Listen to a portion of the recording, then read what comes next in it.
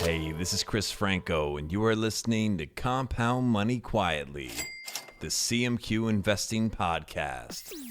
CMQ investors, welcome to the show. It's great to have you here. This episode, well, it was just recorded live. It was a Instagram live broadcast that went on for, I believe, well over 3 hours. And it never stopped because the questions didn't stop, and we really just had a great conversation. So I hope it comes across that way as you listen in this format. If you are interested in seeing the actual visual, you can always catch them live when you follow Charlie Munger Quotes on Instagram. But I'm also going to work on uploading either the full thing or some of the clips to our YouTube channel, which is at youtube.com/CMQ Investing. Make sure to follow that or subscribe to that. Follow the podcast, subscribe to the podcast, share with a friend, leave a review, rate it 5 stars. But more importantly, and most importantly, I hope you enjoy it. I hope you find it useful, and I appreciate you listening and supporting what we're doing. This community seems to be growing by the week, and let's keep it going. All right, without further ado, let's get to it. Hey, what's up, everybody? I'm actually recording this as a podcast too. We'll see if it's worthy to be uploaded. But you are, I guess, watching Compound Money Quietly, the CMQ Investing live stream or podcast. Anyway, I just wanted to. I did this yesterday. It went really well. You know, I do these based on your feedback. So everyone seems to like them, and I don't mind doing them. I actually like doing them a lot. So I haven't looked at the news yet today, so I'm kind of excited to go through and see what's happening in the world of investing. Make sure I can adjust here with the microphone. But I've got it's just been a crazy week. It's been a super crazy week. I don't know what it's been like for you, but I feel like this is it's been a long week, but I guess in a good way. Got a lot done. I'm gonna wait till some people pop in here before we start going in. There's a lot to talk about. Obviously, if you have any questions, just drop them down below, and I will do my best to answer them. I see Jack Williams says, "What do you do for a living?" I talked about that yesterday, and I'm happy to talk about it again. But let's table that for a second, and then we'll come back to it. Happy to talk about that, though. But I say this all the time. I don't do this to promote what I do. This is a passion project for me. I'm not selling anything. But again, I think what I do for a living gives me even more, hopefully more credibility. I see Young Money Starboy says, "Good morning, my man." What's up, Young Money Starboy? You're in Australia, right? I think that's why you're saying good morning. By the way, we are in New York City, so that's my backdrop right now. So if you actually might hear, I don't think you'll hear it on the live, but I can hear it through the microphone. You might hear some city traffic because it's kind of a commuting time right now, and I've changed the location. If we do these long enough, what happens is you'll see the light kind of change behind us. I was watching one from the other night. See if I can get a little more of it in the back. There we go. New York City. Someone says right above you. That's scary. What do you mean right above me? Where are you? Finnish Heart says, "How did your date go the other day?" It went great. Really good conversation, and plan to hopefully see the person again. So, you never know how those things can go. So thanks for asking. I'll be doing my my bachelor podcast. I don't know, from Charlie Munger Quotes to Charlie Munger Dating. Just letting more people jump in here.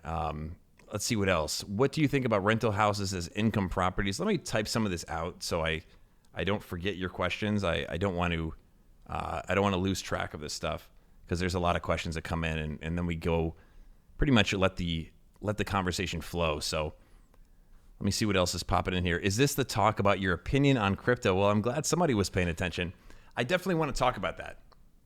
And let me say this. Let me pull in. I'm trying to get the sound here right while I'm trying to also be more natural. I don't usually sit like this all day. My opinion on crypto. Great question. Great topic. I've talked about this before, so for some of you, you might know where I stand on this. And what I find, the only reason I want to talk about it now, this is going to sound great as I'm adjusting this microphone thing here.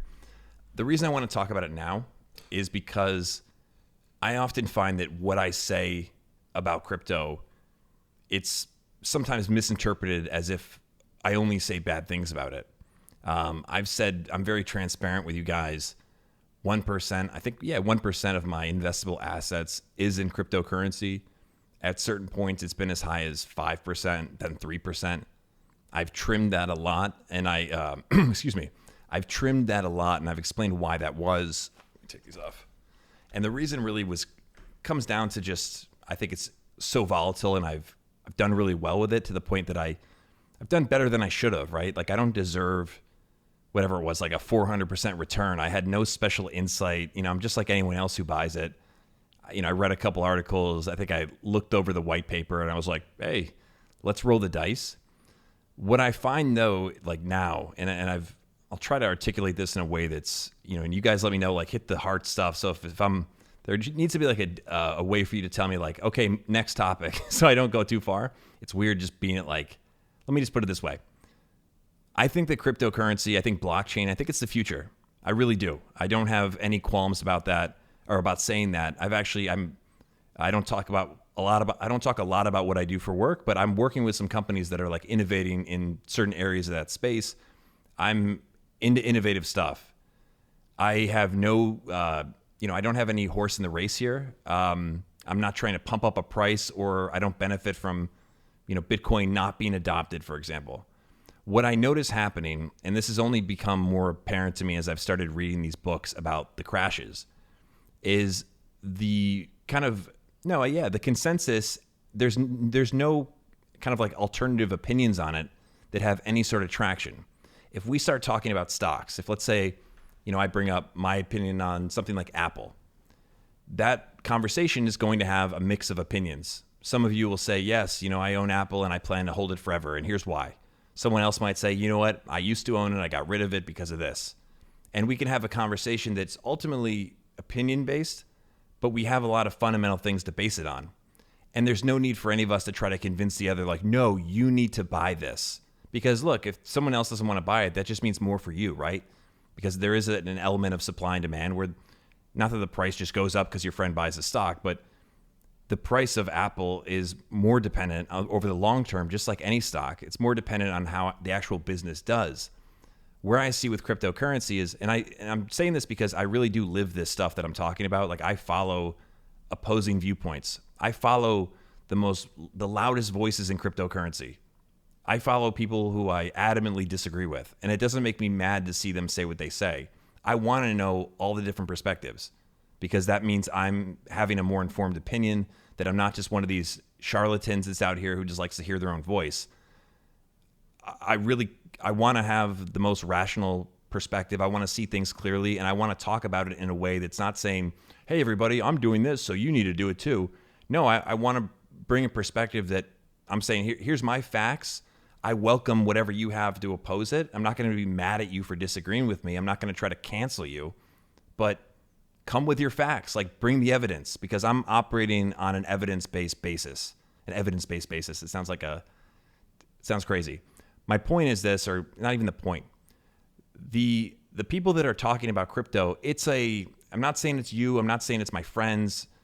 There is no opposing viewpoint that has any room. Everyone's just like, you're either in or you're out. And that is a telltale sign that something is bubbling up here that isn't going to end well for the majority of people. I'm not saying, I don't know if there'll be a bubble. No one can predict that stuff. But that's just the reality. I mean, there's a level of delusion, a level of a vacuum sort of like belief that needs to exist for this stuff to matter. And I'll give you a couple examples, and I'm not, like I said, I might get impassioned here, but I'm not angry. I think that the Bitcoin, whatever, like, great, Bitcoin could be the currency of the future. Sure. But why? I have a couple questions that maybe someone can answer. If Bitcoin, like a lot of people who I follow say, Bitcoin's going to be this, like, the best investment you could ever get into. And mind you, I've been in it since 2016. But that's the narrative, right? Like, you have to get into this stuff. It's the path to financial freedom. I've heard people say, like, credible people say that for like the lower class, like Bitcoin is your path to independence, financial independence, which I think is totally egregious, but never mind that. So if that's the case, right? So it's this incredible thing that's just going to skyrocket over time. Like, no doubt about it. No one has any doubts. If that's the case, then why is everyone excited when AMC or whoever says they're going to accept it as a payment? Because why would I want to buy a movie ticket with something that's only going to appreciate? Like, that'd be the most expensive movie you'd ever go to. Like, hey, I went to see the new whatever movie people are going to see right now, and I pay in Bitcoin because, that's the whole point of it.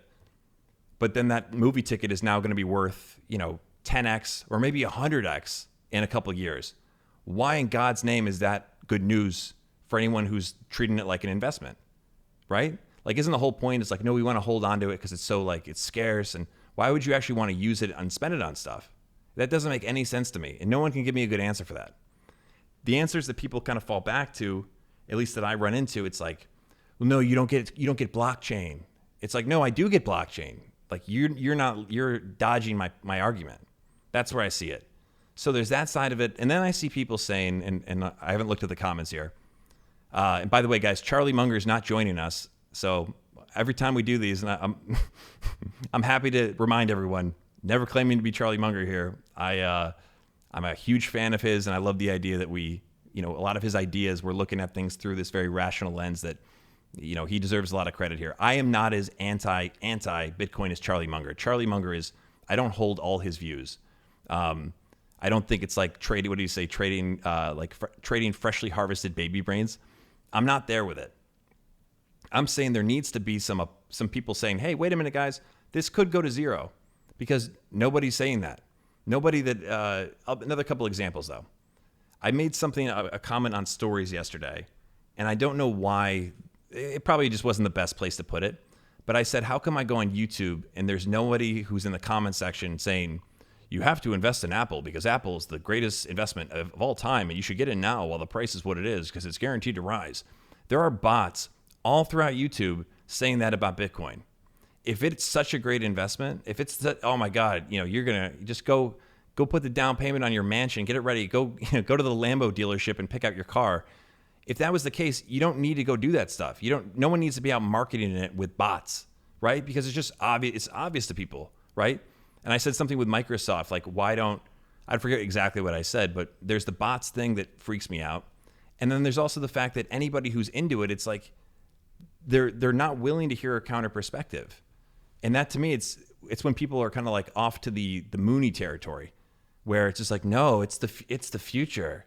And like I said, the technology, definitely, it's going to be part of the future. But I made this point about, why would the government, going back to the first episode of the podcast, CMQ Investing, if you're not already subscribed, the first episode was about incentives. That's something that Charlie Munger has said throughout his life. He's constantly reminded of just how significant incentives are, how impactful, how incentives run the world, basically. Or what's the quote is, show me the incentives and I'll show you the outcome. That's the quote. So in what world does our government, meaning I'm in the United States, in what world does the government let Bitcoin become like the default currency? Right? I could see there being a US digital currency, 100%. Makes a lot of sense. Why not? Save some trees, we don't need to print money anymore. It's bad for the environment. But no, in all seriousness, that makes sense to me. I could see that happening. But the incentives at play here, I think, we all need to be very mindful of. Because again, but if everyone's just in on it because this is going to be the thing, like that, that's a bad mentality to have. And history shows that.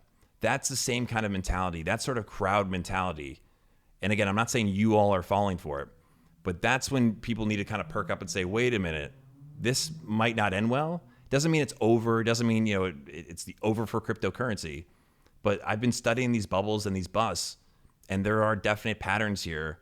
Someone said to me after an episode I did on the 90s .com bust, they were like, does this remind you of the stock market now? And I said, no, actually, when I look through these books that I've been reading through, what I'm writing in the little extra space there, it's the margins, I guess. Forget the name of it. I don't want people to think we're talking about margins. But I'll write, reminds me of crypto, or I got one where I put, NFTs, because it's the same thing. And it's not just in the stock market. I've learned about this Florida land bust that happened. I think it was in the 20s. Of course, there's this stuff going back to the tulip mania, which everyone always tries to draw comparisons to, which I think, again, it seems like such a ridiculous idea to us that it almost like that's not a good teaching lesson, because it's sort of like, yeah, you're talking about tulips. Like, we're talking about digital currency. Yeah, we're talking about the future. You're talking about flowers. Like, don't see the connection.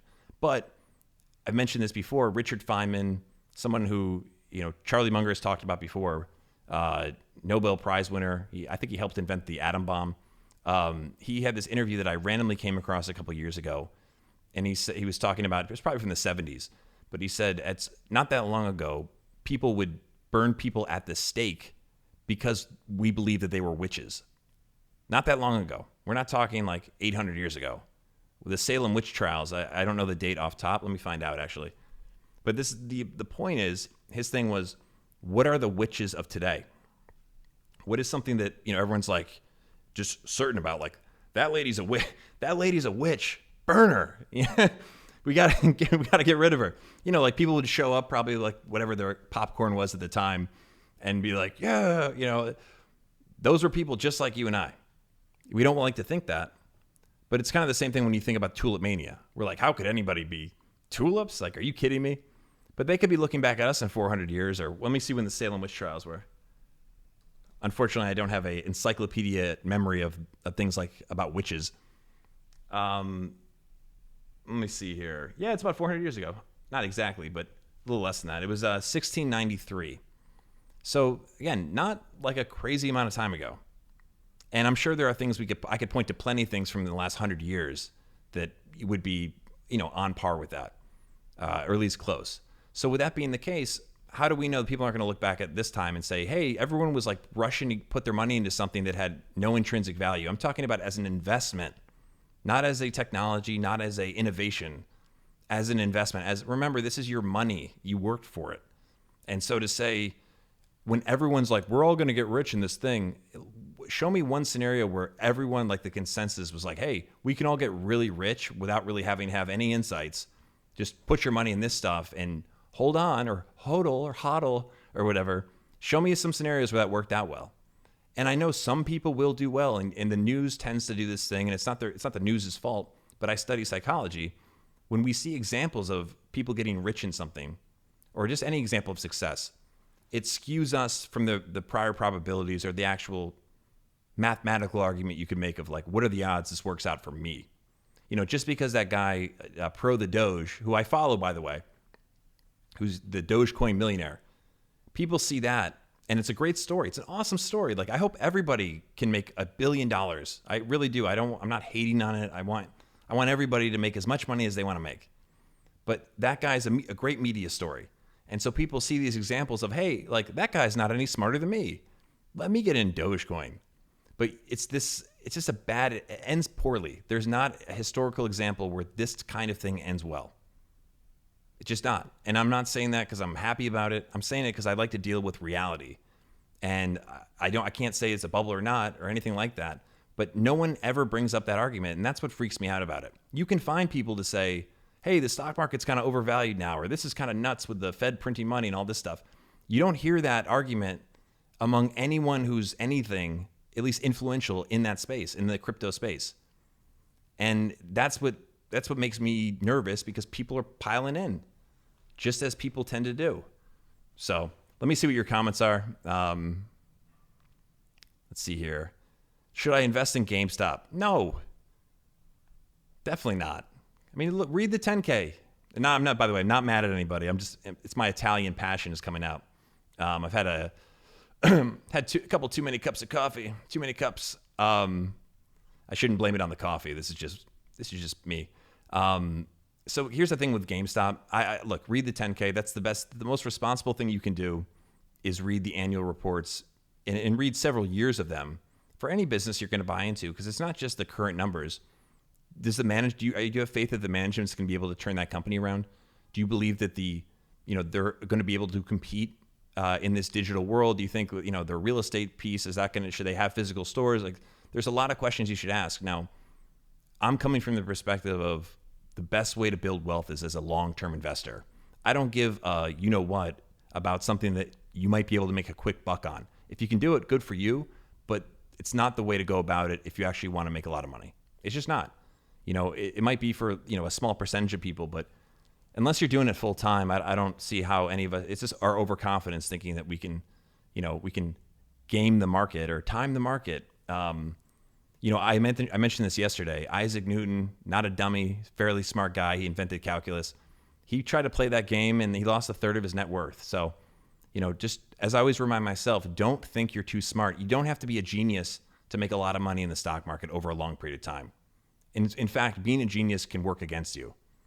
So keep that in mind. Scarlett Sahara says glasses. I know she likes the glasses. Thank you, Scarlett. I'd like you to send me a pair. Liam says ETH. Yeah, look, I own some Ethereum. I've owned it for a long time. I've trimmed off a lot of what I made on it because I just felt like I was getting greedy. Because again, I just don't think the world works where I'm like, hey, 300% return. Like, I deserve it. I got lucky. Like anyone who got in that stuff, you got lucky, and it could have also been very unlucky. So I trimmed some off. It's gone up a lot since then. But I've been, excuse me, I got to get a little water. I've been fighting the psychology to buy back in. That's what happened to Isaac Newton. He got out of something after making some money, then it kept doing this. And he's like, it's so tempting, we don't want to miss out, especially when we were already in it.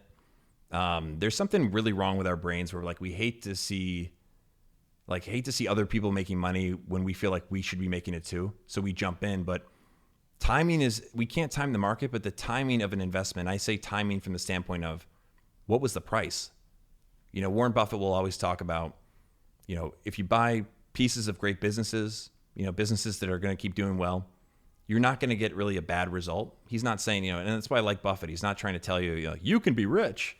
You can be rich like me. He's saying, no, in all likelihood, you'll not have a bad result so long as that you don't buy it at an unreasonable price.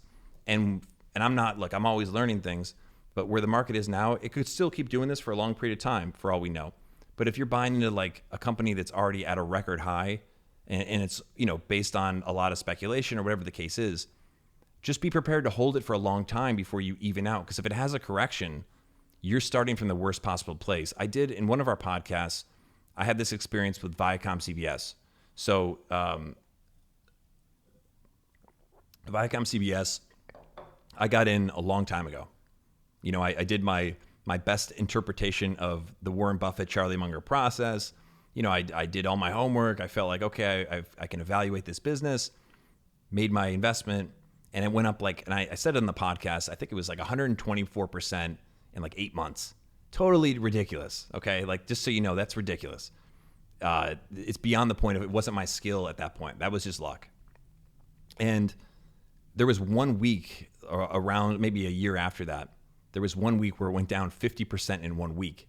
Now there were people who were buying in that week because they saw, hey, this has gone up 124%. And I know about streaming, so I'm going to buy in. And look, I'm not making fun. I have that voice in my head sometimes. I've made investments with that voice. But that's where our brains just screw us. So you buy in, streaming and stocks only go up, and then it corrects itself 50% for reasons it wasn't just a correction. But then you buy money, you can hang on, but you don't even know why you bought it in the first place. It's really, you realize how little you've researched something when it goes down by 25% in a week. And you're like, wait a minute, why did I buy this? So it's just avoid that trouble. I've made that mistake. I haven't made it again, but I say this not because I'm looking down on people making these choices. I'm saying, listen to the people who are saying it. I have literally nothing to gain by you making a ton of money or losing a ton of money. I have nothing to sell you. I'm saying this is just, I like reality. Like that's the Charlie Munger part of this conversation is like dealing with reality. That's the reality. All right. Cryptocurrency. Scarlett, yes. Recommended a few books, good books on blockchain. I think the people in the blockchain space, I don't know any great books. I've read a lot of like white papers. Read the Satoshi white paper on Bitcoin. That's the best place to start. Okay. David says a lot of Ponzi schemes will pop up with crypto, NFTs, etc. Yeah, and it's already happened. So let me pull this up. The SEC put out a white paper, or not a white paper, but like a warning. And the SEC, I used to give the SEC a lot of, because I think they let Bernie Madoff slide. Like they didn't, there were all these red flags. And it's like, come on, you had one job. But the SEC, as I've learned, they put out a lot of good material. It's just they don't market it very well. So no one knows about it. But the SEC doesn't want to see us, the public, get screwed in these various scams and frauds because that has a big ripple effect in just the overall economy. So I don't look at it like there's some guy at the SEC who's like, don't tell them that about whatever. You get what I'm trying to say. Let me pull this up though, because the SEC put out something about crypto Ponzi schemes. And there's a couple tips in here that kind of apply to other elements of investing. See if it's on here. SEC Ponzi. Yes. Apple Searchlight or whatever, Spotlight for the win. Here's what it says. This is Ponzi schemes in the 21st century. And I'm screen recording over here on this laptop. So if this ends up sounding good, I'll make this a YouTube video or something where I'll make my face like a little square in the bottom. Here's what it says. It says Ponzi scheme. It talks about Bernie Madoff. What is the Ponzi scheme? I think you guys know what that is. But here's how they say to protect yourself. Beware of promises of unrealistic returns. Now, I'm following a bunch of these crypto accounts on Instagram, and it's crazy. I mean, hey, it's like they're making you have the biggest FOMO because they're like, if you'd have bought Bitcoin in 2012, you want to just go outside and just run into traffic. Like, how did I mess up? How did I miss this? So it says this is perhaps the easiest way to spot a Ponzi scheme. Any legitimate investment involves risk. Let me repeat that for everyone in the back. Any legitimate investment involves risk. Guarantees of unrealistically high returns are a clear warning sign. Go find me a cryptocurrency account. I shouldn't say universally, but there's a lot of these accounts. There's a lot of people who get paid on legitimate accounts and they post this stuff. I'll start calling it out more in our stories if I see it. But they'll say, like just about some altcoin or whatever the case is. It's on promises of unrealistic returns. Guarantees of, but delivering consistent 10% returns for decades, as Bernie Madoff reported to do, is unrealistic, if not impossible. Too good to be true should be considered a red flag. So tell me if this is too good to be true. I come up to you and I said, hey, I know about this altcoin, and if we get in this thing, it's only going to go up to the moon. Elon Musk is talking about it, to the moon. And you can get it really cheap right now. And it's guaranteed to go up because X, Y, and Z.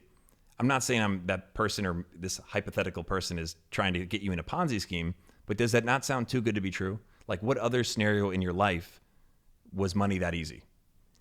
Where you don't have to do anything. You just have to, someone has to invite you to invest. Next, it says diversify everything. Don't put all of your eggs in one basket. Diversify not only your assets, but also your money managers, accounts, and financial institutions. Spreading your money around will limit your exposure to the financial problems of any single institution.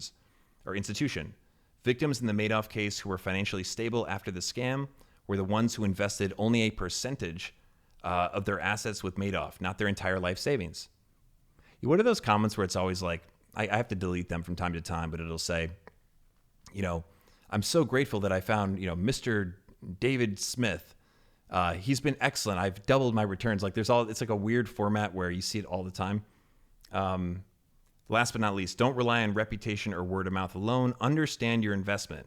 This is a good lesson here. Con artists are experts at building networks of trust, making investors think they are getting an inside track on a hot investment. And this got cut off for some reason, but I know I read another one, so I can tell you this.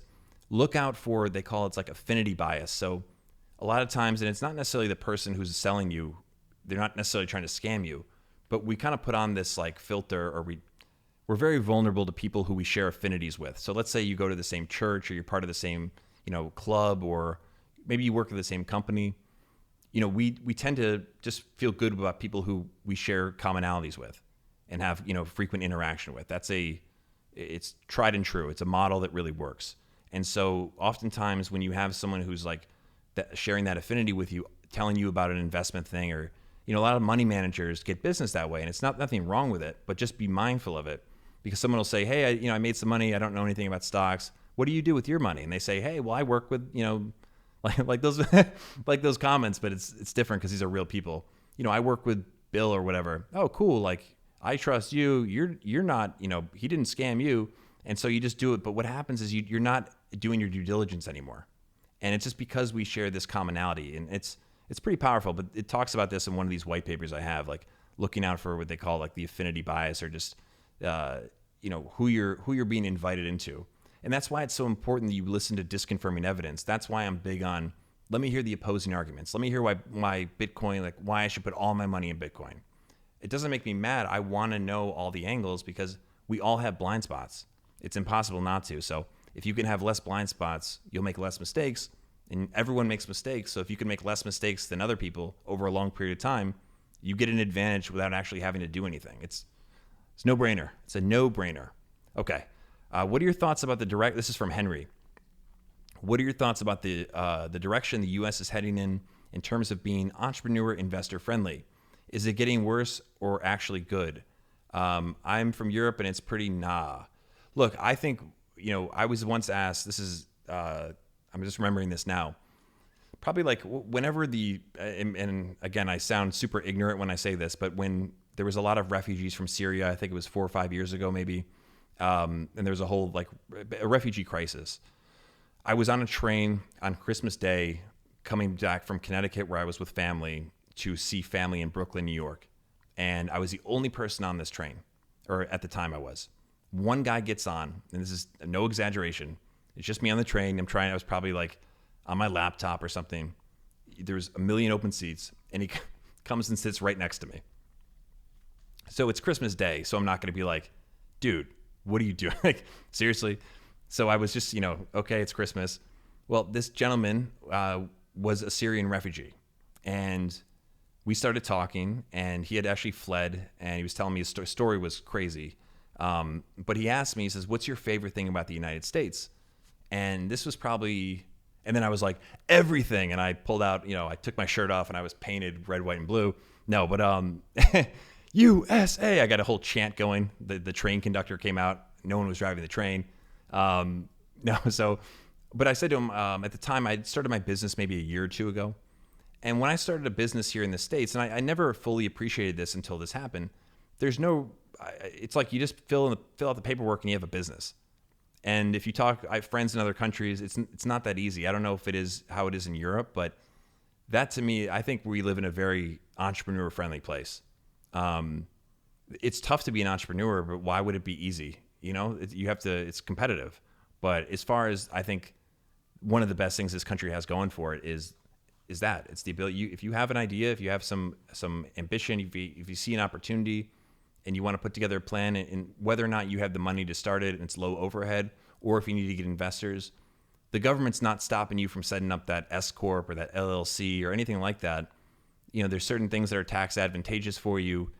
So it's a great country to start a business, at least, if we compare it to other places, and I can't compare it to every country, but that's been my experience. So I think it's very entrepreneur friendly. I think it's very investor friendly because, look, the government doesn't get in the way of people even when some of this stuff is getting a little out of control. Like Charlie Munger has said he would tax, this is such a Charlie Munger.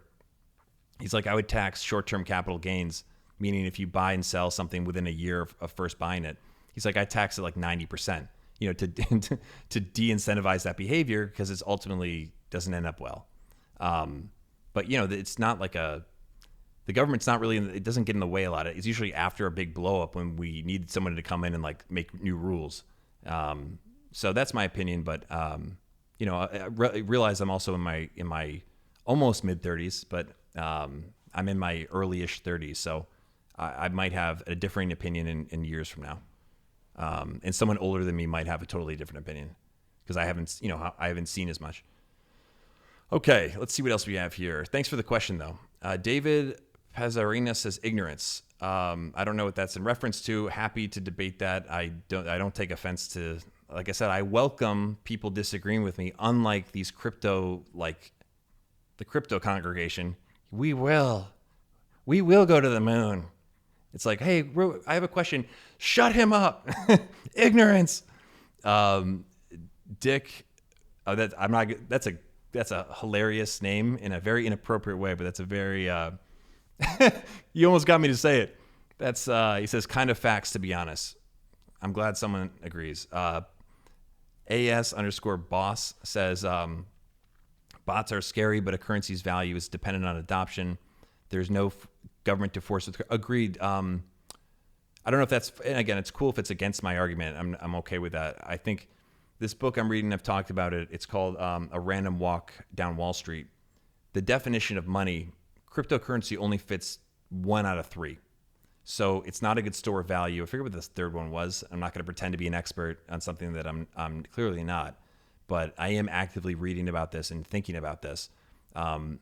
the thing with the crypto stuff, however you look at it, why would you want to have your money in something that can go up and down by 30%? Like, it doesn't make sense. And the adoption isn't really happening. And if it happens, as I said earlier, and if someone has an answer, I'm open to it.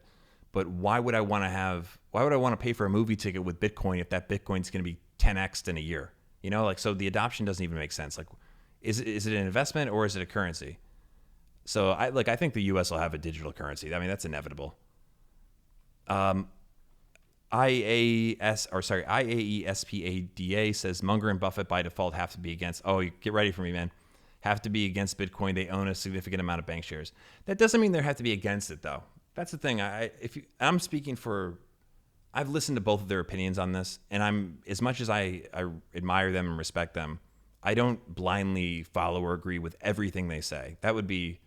I mean, I wouldn't want to follow this account if I was just like, because then I'd be like these crypto people who are like, if Charlie said it, I like Charlie Munger, and I've said this before, because every time I've taken his advice, it's worked out really well. I'm dead serious.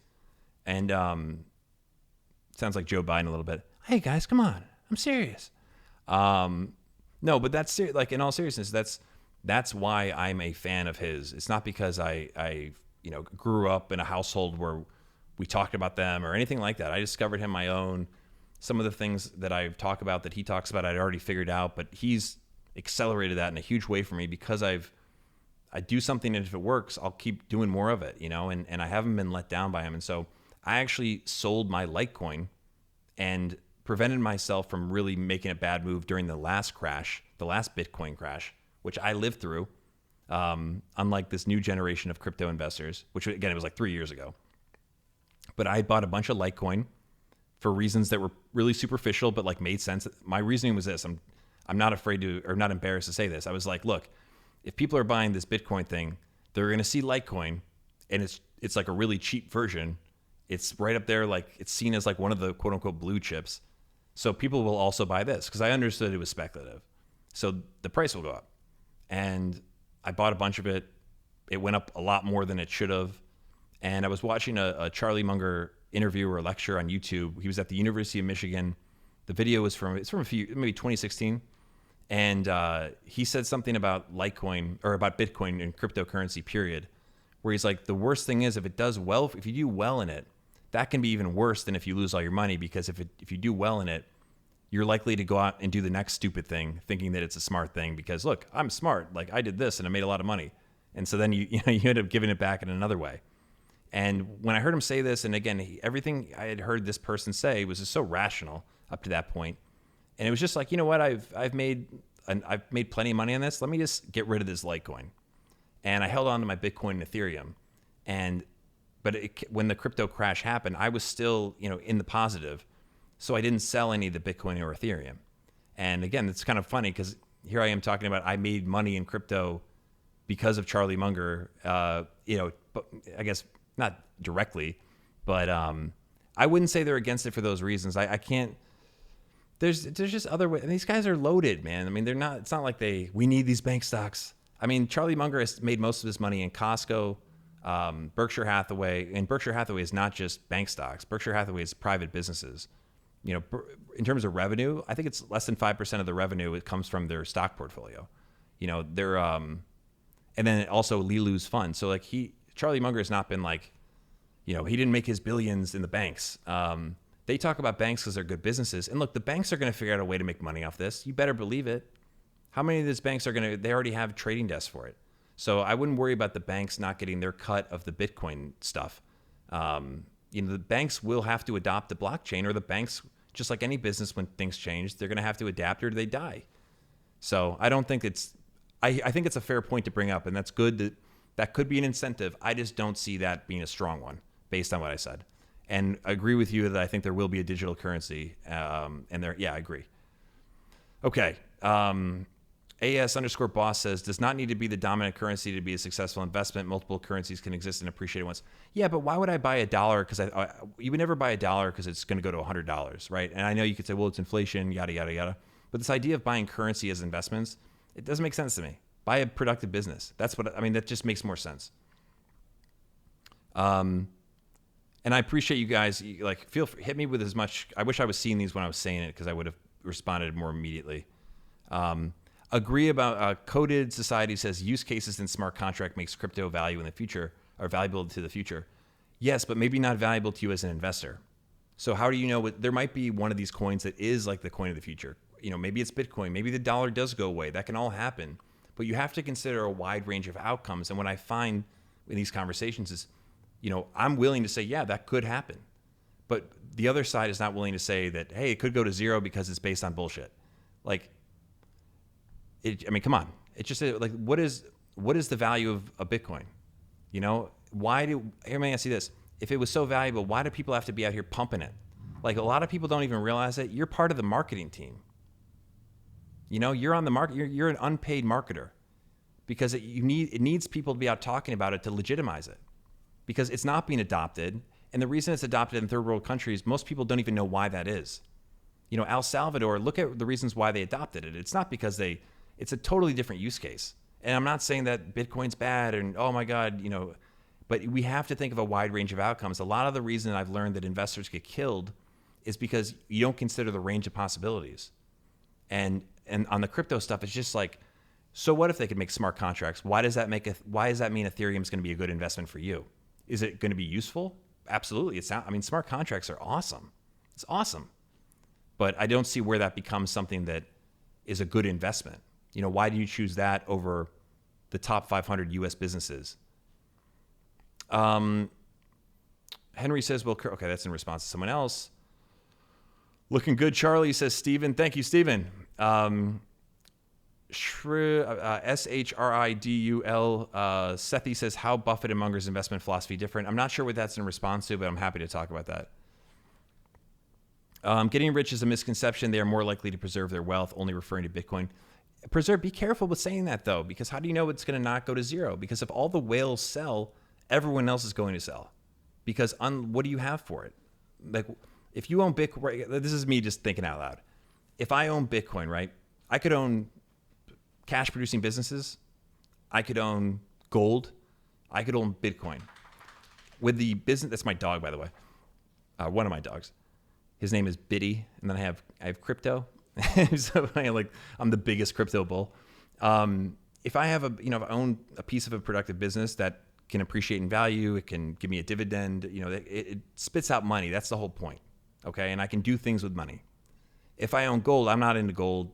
I'm not a fan of gold, but if I own gold, at least I could have a gold watch, and it has some social value for me. Someone says, hey, that guy, he's more successful than the guy without a watch, and maybe that'll open a door in a different way. We're wired like this. With Bitcoin, the only way you're able to do anything with it is by talking about it, because it doesn't do anything for you.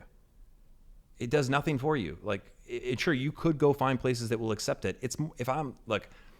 Trust me when I say this. I'm from this marketing perspective. This is where I'm my real expertise. If I'm a company, I'm going to start accepting Bitcoin because I'm going to get press, not because I think it's going to be, we want to make sure our customers can pay. Yeah, that's what people will say. But if I right now, my business, and I'm not looking to get press, but if I tell all my clients, hey, we're now accepting Bitcoin, I could get in the news tomorrow, right? And there's value in that. But it's not because it's a story and it's a trend or a fad and it's very interesting. It's topical, but that doesn't mean it's good. So people are looking at, so-and-so is accepting Bitcoin. See, it's the currency of the future. But that doesn't mean, if that's the case, it doesn't mean it's valuable. Sure, there's a percentage chance, but a lot of people are going to lose a lot of money on this stuff. Mark my words. I'll be here. Read the Bitcoin standard. Okay, note, I'm going to write that down. The Bitcoin standard.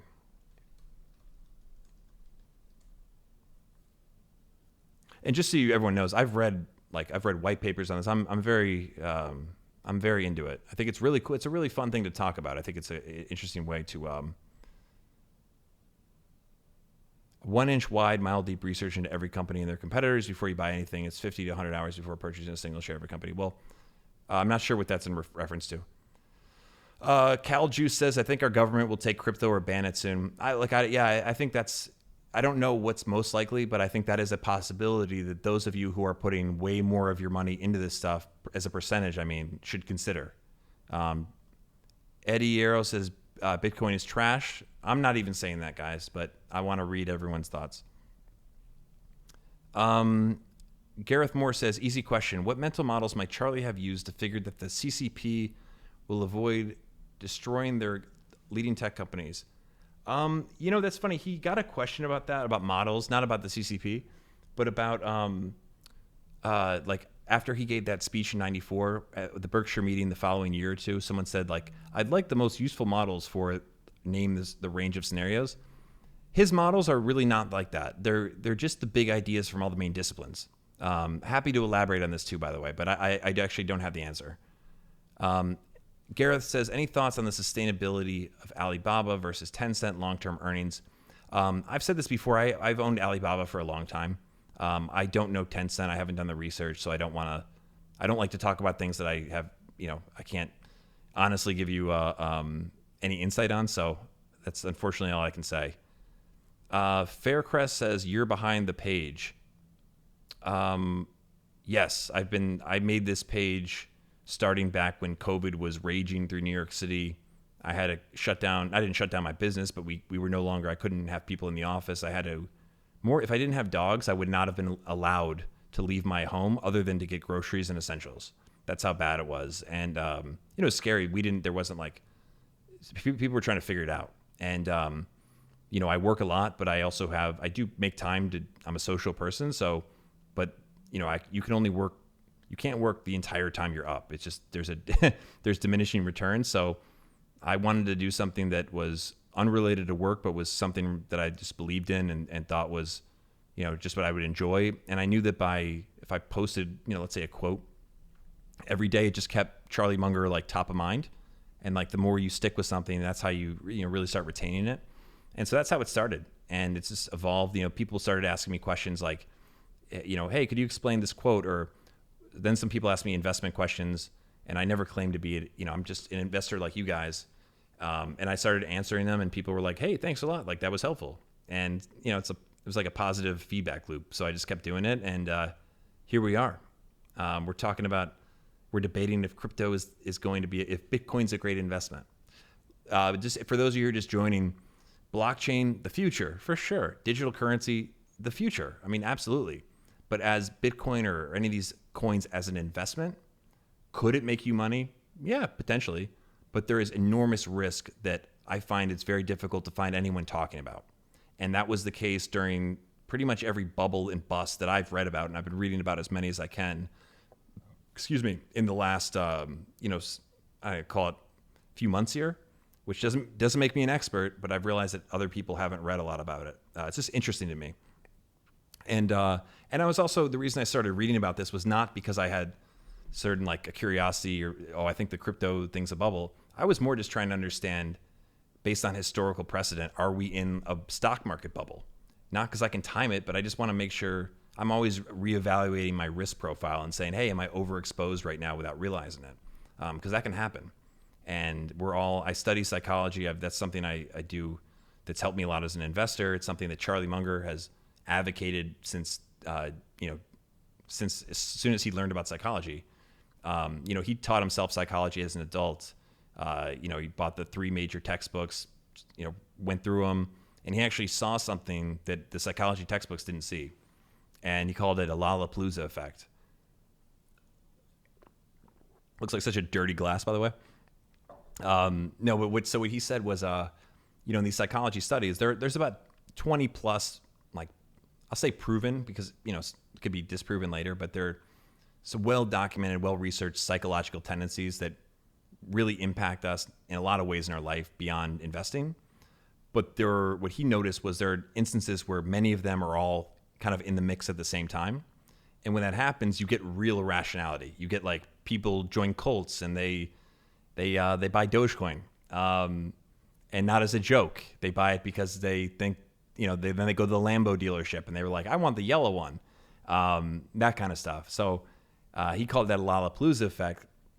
And someone said, what are the models of Munger? Going back to this idea, his thing and one of his gripes about academia is that there's a lot of problems in life that are involving more than just one academic subject or just one. The problems in life are broad. Like, they involve a lot of different things. It's not as simple as like, if you want to solve the leak, like patch it up. these are complicated, like the stuff we deal with in our world, our society, it's complex. So you can't have these like linear solutions. And linear thinking doesn't really help you understand the problem in a way where you can solve it. So his thing was related to his gripe, is that for any of us, you want to be a great investor, you need to learn all the big ideas from all the disciplines. Because if you go to a college or even at a high school, like there's the science department, there's the math department, the English department. In many of those subjects, like what has been figured out up to this point, that's like what they have figured out about how the world works, right? So let's say in biology, we know about evolution, we know about, cells, we know about DNA, physics, Newton's laws, thermodynamics. These are big ideas from gravity, which seems like so simple, but it really is that simple. In order for you to really understand what's going on, you need to know what's already been figured out about what's going on. Everything that is in a textbook is something that it's a generally accepted idea or concept about how the world works. And you still should go out and see if it still works for you. But that's something that, being multidisciplinary, being a broad range thinker can help you be a better investor. And that's his whole point, or that's one of the big points. And his thing with psychology is kind of like a microcosm of this. Within psychology, the people that would like discover social proof or authority bias, or there's Milgram's experiment, all these different advances that led to, what we know now as the cognitive biases or the psychological tendencies. The people who were doing the studies were like, it's in a laboratory, in that kind of environment. So they're not thinking about the fact that actually there's also a few of these other elements, these other tendencies at play. And so that was something he discovered that, I'm not saying I don't know for sure if he actually is the only one who ever discovered it, but he's definitely the only one who's talked about it. And so here's a guy that didn't go to school to be a psychologist, who waltzes in psychology out of his own curiosity and realizes it's good to know in just life, because our behavior is based on what's up here, and what's up here, we're not always rational.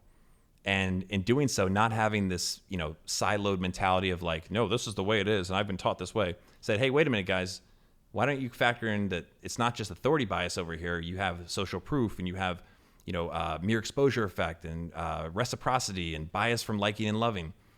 That's what he's talking about. So even within some of the subjects, people are blind to what they don't know.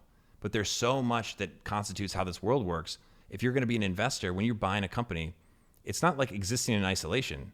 You've got to be able to think of all the potential things that could happen, and you want to avoid things that people have already realized don't work.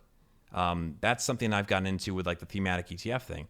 That's been proven already. That buying a theme, it doesn't work. It doesn't.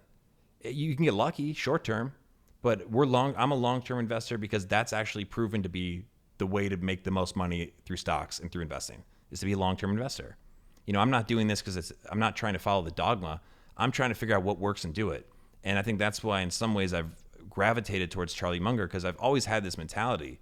Charlie Munger has just been like a PhD's level education in taking that mentality to the next level.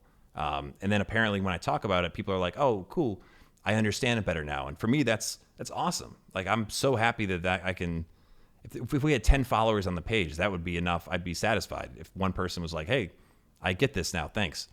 Charlie says you have to use mental models every day. Which one do you use it today? It's not so conscious of like, I'm using mental models. It's just when you're dealing with any sort of problem, think about, it's not just one thing. So try to think of an example. Because I think a lot of people will say mental models are things like inversion. People will say like, you invert, that's a mental model, or that's not a mental model by the way Charlie Munger was talking about it. People have kind of distorted that. When you're using the models, it's just factoring like you're aware of everything that's affecting a situation. So I'll give you an example of this. I do stuff with data, and I have to understand what led to something happening, meaning like we want to get a result. We did various things. It led to this. Because I've learned the basics of statistics and probabilities, and just the big ideas, I can avoid making conclusions that are false. Here's a good example for investing. The idea of reversion to the mean. Now, I'm still like, I had a nerd moment last night where, because I get this concept and I know the idea and I really do understand it. But last night, if you want to get the models in your head, start asking questions about things, even when you think you know what it is. Because sometimes the knowledge we have is knowledge that was put there and you don't even realize it. And so I said to myself last night, and this, I don't mind if this sounds dumb, but I was like, but why? Like, why does reversion to the mean happen? Like, I know that it happens. It's a real thing, but why? You know, to give, like, there's an expression, only the 1 out of 5 can be in the top 20%. So as I was doing that or thinking about that, you know, I was, you guys, if you follow sports, like they have the expression, the sophomore slump, like for basketball players, their sophomore year, or even like in the music industry, the sophomore, I think it's like the sophomore curse, the sophomore album or whatever. And there's all these reasons for that. But it all goes back to reversion to the mean. So when you look at an investment opportunity, let's say you're looking at one of Cathie Wood's ETFs and it's, you know, hey, it did 140, I was looking at this today. ARCG did 400% in the last like 5 years. So you're like, hey, like, boom, genomics are the future, biotech. Like, I'm in. I want to put my money into this. I don't know what the future holds for her funds because no one knows the future for sure. But based on reversion to the mean and based on the fact that I'm a long-term investor, in all likelihood, it's going to be nothing like what it was. I should expect not a great result. But knowing that basic idea from statistics and really knowing it, you know, it helps me avoid doing a lot of things that later I might be like, wow, that was really dumb. Why did I do that? And that's been, you know, just one example there. So just knowing the big ideas from the big subjects and really, you know, understanding them, because you'll see you'll see how things that you used to do that you thought made sense didn't make sense. And that's, you know, one of the Charlie Munger quotes that I used to always, you know, think about, but it didn't have the way to apply it as much as some of the other ones, was about, you know, disregarding some of your best loved ideas. And it wasn't that I didn't have ideas that I thought didn't make sense. It's just that, you know, at certain points I was like, I figured something out and this is a great idea and I'm looking for disconfirming evidence, but I'm not finding it.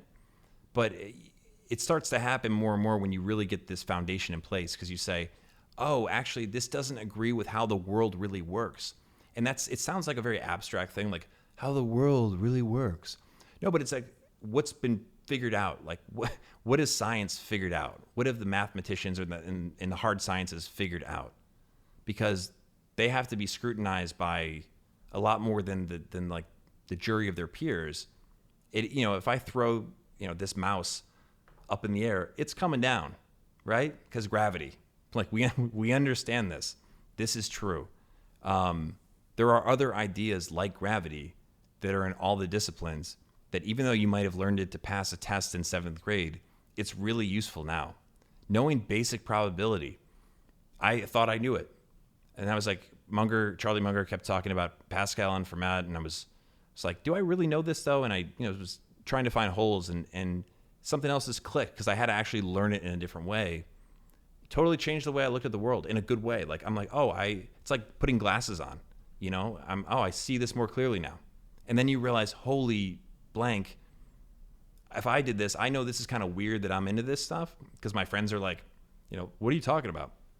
I'm like, why do you care so much? And I have smart friends, but once you start doing it, you realize, wait, all these other smart people who, you know, might have like PhDs and stuff, they're only well-versed in their area of expertise. They're not like, do I really know probability theory like I think I do? You know, I went and bought the original book that Tversky and Kahneman put out. It was like from their research from 1974. That's the kind of stuff I'm doing, just even if this Instagram didn't exist, because it works.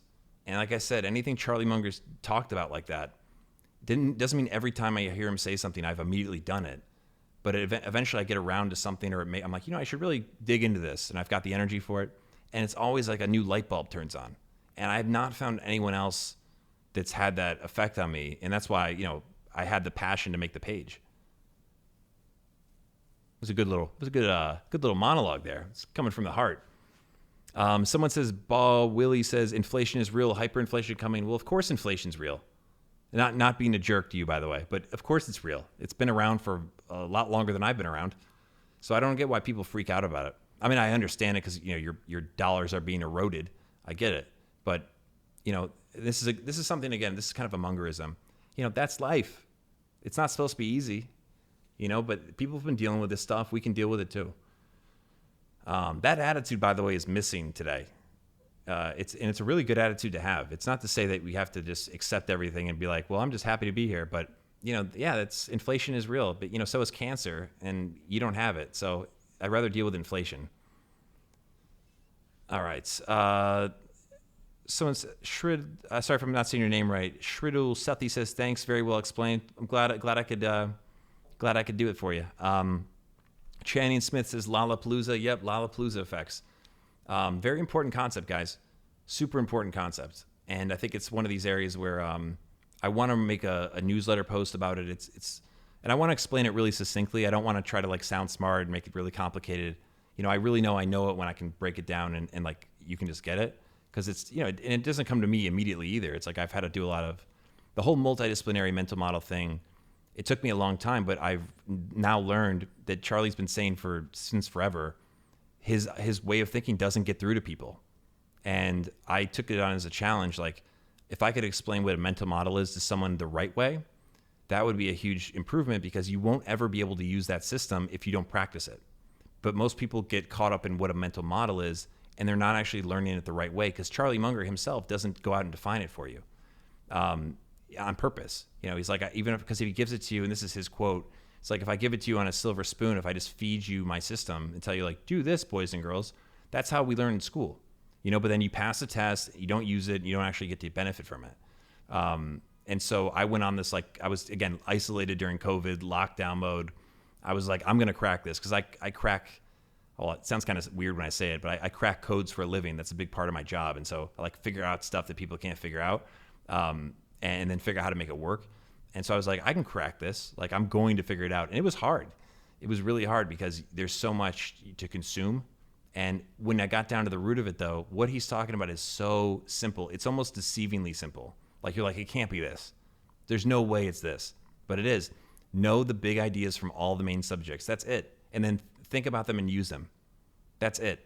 And that was the way that I always learned best. Like, I tuned out in math class because I was like, I'm never going to use calculus. Like, my brain was like, like there's other stuff we can think about right now. But I am really into, like, not into math, but I found math to be a lot more useful now, because I find ways to use it. Even in my job, like what I do for work, people think I'm like a quant, I guess I am in some ways, but they think I'm like Rain Man. And I'm like, man, if you go ask my high school math teacher, they'd be like, really? I mean, I was okay, but it didn't come naturally to me. But I wasn't ever taught it in a way where it was usable, right? It was always just like, oh, you have to pass this test, and it didn't come immediate to me. But it really is just a language. Any of you who are watching this, you are capable of learning any of this stuff. It doesn't require genius level IQ or anything near that. But like anything, you've got to put some time in and get better at it. Like, I think any of us could go outside and like, make a layup, to use a basketball reference. But if you've never held a basketball before, you're going to have to work at it a little bit. But we've all got the plasticity to do it.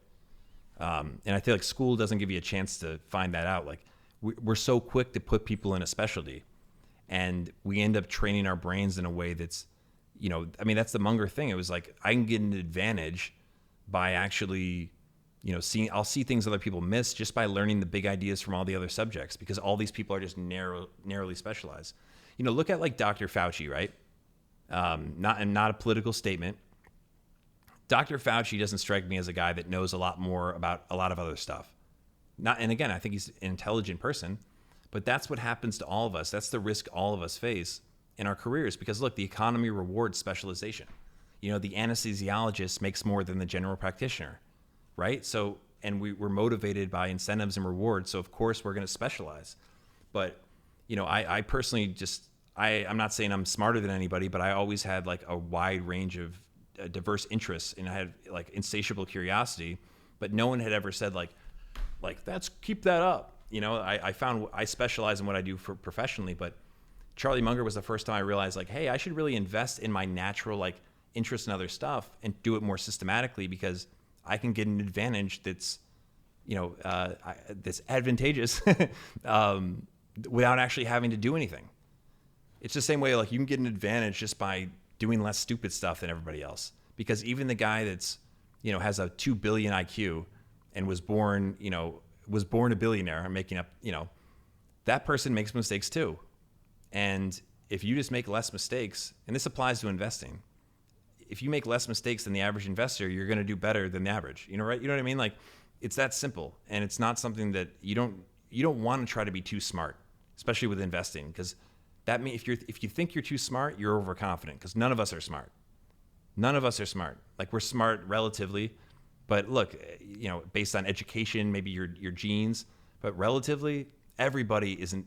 I hate to say it like this. I don't mean it to be mean. It's good to humble ourselves. We're all dumb. You know what I mean? Like, we're all, and a lot of what we know is just what's already been figured out. We're just trying to use it and adapt. We're doing the best we can. And when you accept that and you realize, hey, like, but you can do things to give yourself an advantage. And going back, someone said about what models are you using. Here's a model to think about, in biology, differentiation, or having a competitive advantage.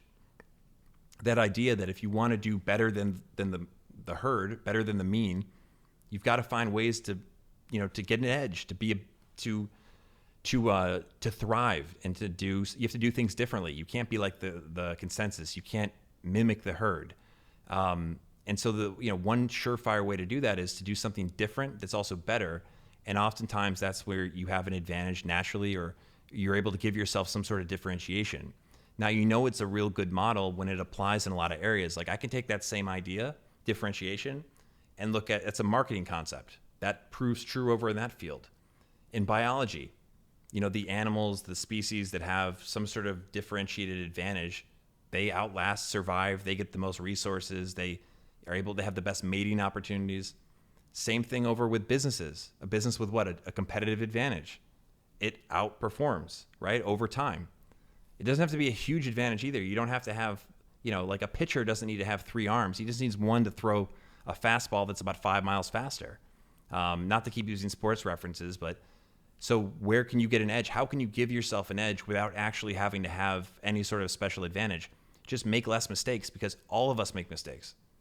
So that keeps me interested in investing. I don't, I'm not sitting around like, how's the derivative market doing today? Have you seen what's going on with bonds? Like, that doesn't move me in the morning. I think business is really fascinating, but it's a thinking game, and it's a game of like, make less mistakes rather than be more smart. And when that clicked for me, it was like, oh, this is fun. Like, it doesn't mean I don't think I'm going to go clean up overnight, but if you do that consistently over time, you're not going to have a bad result. And if you do it for a long period of time, here's another model, compound interest, right out of math. I got one for you guys. So I got this like kind of connection I'm going to make. I learned initially from Peter Kaufman, so I'm not trying to give myself credit for it. But if I can explain it in a way that if the light bulb goes off for you like it did for me, then I can be like, okay, I've added something to the conversation. So Albert Einstein said that the most powerful force in the universe is compound interest. Albert Einstein, fairly smart guy, but that's what he said. So cool. Let's take, what is compound interest? And let me actually see if I have I want to say it, I want to get this right, because he says it very specifically, and it's so powerful. It's good to, and this is a good tip, by the way, have a working definition of something. Don't just say, oh, I know the word. Like, okay, what is compound interest actually? And he describes it as, I only look it up, I know it, but I might get the order wrong. He says it's dogged, incremental, constant progress over a long time frame. Dogged, incremental, constant progress over a long time frame, a very long time frame. So Albert Einstein said that's the most powerful force in the universe. Cool. And it's also, it should be mentioned, we're saying it in its most simple form. So what are some other examples of dogged, incremental, constant progress over a very long time? And let's look at these big buckets that have a large sample size. So if we go over to, let me make sure I have this right. Let's go over to like, what's the most important idea from biology? And I'll answer it. Evolution. And what is evolution? Dogged, incremental, constant progress over a very long time frame. And then he uses the example, and we could apply this to like, I'll use another athlete. I'm a big boxing fan. I have, like I said, a very wide-ranging interest, but I know a lot about boxing. Whether or not you think he's the greatest boxer of all time, he's definitely the greatest of this generation or this era. It's Floyd Mayweather Jr. Love him or hate him, like he's an entertainer, but in terms of what he's been doing it his whole life, he has a work ethic that's unlike anyone else's. He stays in shape even when he's not preparing for a fight. And you could call that, in his success, dogged, incremental, constant progress over a very long time frame. He fought a guy named Canelo Alvarez when he was, technically speaking, meaning Floyd, was already like an old man. And he made this kid, he's not a kid, but he made him look like an amateur fighter. And this guy's not an amateur. A lot of people thought he might beat Floyd. Floyd made him look like an amateur because dogged, incremental, constant progress over a very long time frame. So you take compound interest. Einstein says this thing about it. Then we go over to biology. What's evolution? That's what it is. Biggest idea there. Then look at something more modern, like in the world of sports. Like LeBron James is a phenomenal athlete, but if he didn't put that work in over his entire life, he would not be LeBron James. And so then we take about our investments. Compound interest for our investments, it's the most powerful force there is. If you're interested in building wealth, that is how you do it. You have to do work too, but that is a tailwind. That is a powerful force at your back that if you use it correctly, it gives you an enormous advantage. Prime example would be, and I'm not saying this is, I guarantee it, you will be a billionaire if you take my advice. But if you contribute, every month to, let's say, a broad-based index like the VU, and you do that consistently, and for however many 40 years go by, I don't care how much you're putting in, you're going to end up with a nice result because you're leveraging that force. And so that's this idea, like those are these big ideas. You'll hear Charlie Munger say, like, there's a few big ideas that really work, and that's a Berkshire thing. And as investors, the longer you can restrain yourself from selling, even if you're selling something that's long-term, like meaning you're not paying the biggest capital gains tax, but those unrealized gains, if you keep them as part of the snowball, you're able to compound even more forcefully. So people will say, like, Buffett isn't doing this, like Warren Buffett got the idea of compound interest when he was like 11 years old, and he never stopped. He knew he'd be, when people say, like, they like that quote where it's kind of taken out of context. It'll be like that quote from Warren Buffett where, I knew I'd be rich. I always knew, or something like that. It wasn't because he was some arrogant kid who thought if he closed his eyes and imagined a nice house, he'd have it. No, he read a book about compound interest. And he's like, no, if I make this amount of money by this time and I invest it this way, like I will be a millionaire by 35. Like that was how Warren Buffett thought. And so that thinking came naturally to him, but it's not because it's not because we can't have that same kind of thinking. And that's just, I'm using him as that example. He was a millionaire well before that, but he knew that he had all sorts of businesses growing up. Like he was talk about an entrepreneur. Warren Buffett he had a pinball machine company, a used golf ball company. I mean, he was just into like, how do I make money? And, it's funny because people like, I mentioned this before, there's, I always I don't like to say people's names wrong. And so, out of respect, I might have this wrong, but it's Chamath Chamath. You guys know who I'm talking about. I saw some video on YouTube and it was like Buffett 2.0. And so I was like, I'll watch this. And I hear like the first minute and I go, wait a minute, this guy doesn't know what he's talking about. Because he was saying that Warren Buffett, like, he's like, and I find, I'm not making fun. I don't know this person. It's more like, it's like seeing a character on TV. So I don't mean any disrespect, but he talks in a way where like, that guy like behind closed doors is kind of a savage. Like he has to be. You don't get to that position without being like a killer. But he's like, what I think, I find a company that I like and I want to invest in. I believe the future and the environment. Da, da, da. But behind closed doors, he's like, where's my coffee? So anyway, he was talking in that voice and he was saying that, with Warren Buffett was, when he looks at Berkshire, Warren Buffett, what he was really doing, he was advancing his worldview through capitalism.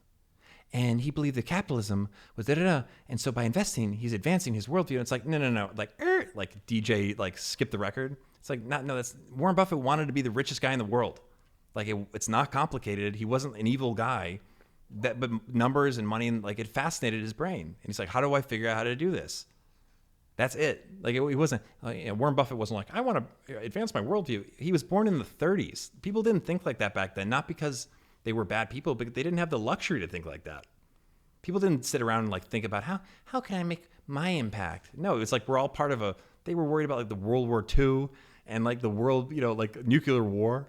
They're worried about the economy in ways that we haven't had to be. Like the Depression was very real. If you know anyone who lived through that, I mean, so they weren't, we do stuff and because of people like that and because of previous generations, we're able to like talk to therapists and talk about our feelings and stuff. But he wasn't sitting around, how can I advance my worldview? No, he wanted to make the most money that's ever been made. It was competitive. And look, he's going to give it all away. So he's not I don't like when I see people say like, I want to be a billionaire, because it's sort of like, that's sort of a boring goal. Like Charlie Munger says, his goal was just to be independent, and he overshot. I think, anyway, I could talk about this stuff all day long. So let me see what you're asking me, so I actually stick on to stuff you want to hear. You present well, even if you're quoting someone else. Sometimes great songs have to be covered to reach other generations, and we're all quoting someone. Hey, thanks. That's from Levi S. Holden. I appreciate that. I'm going to actually screenshot that. JAVCHAV says about me, he does marketing. He has his own company and has worked on projects with Goldman Sachs. That is true. I don't think I call it clients, but I know that it's the same lingo.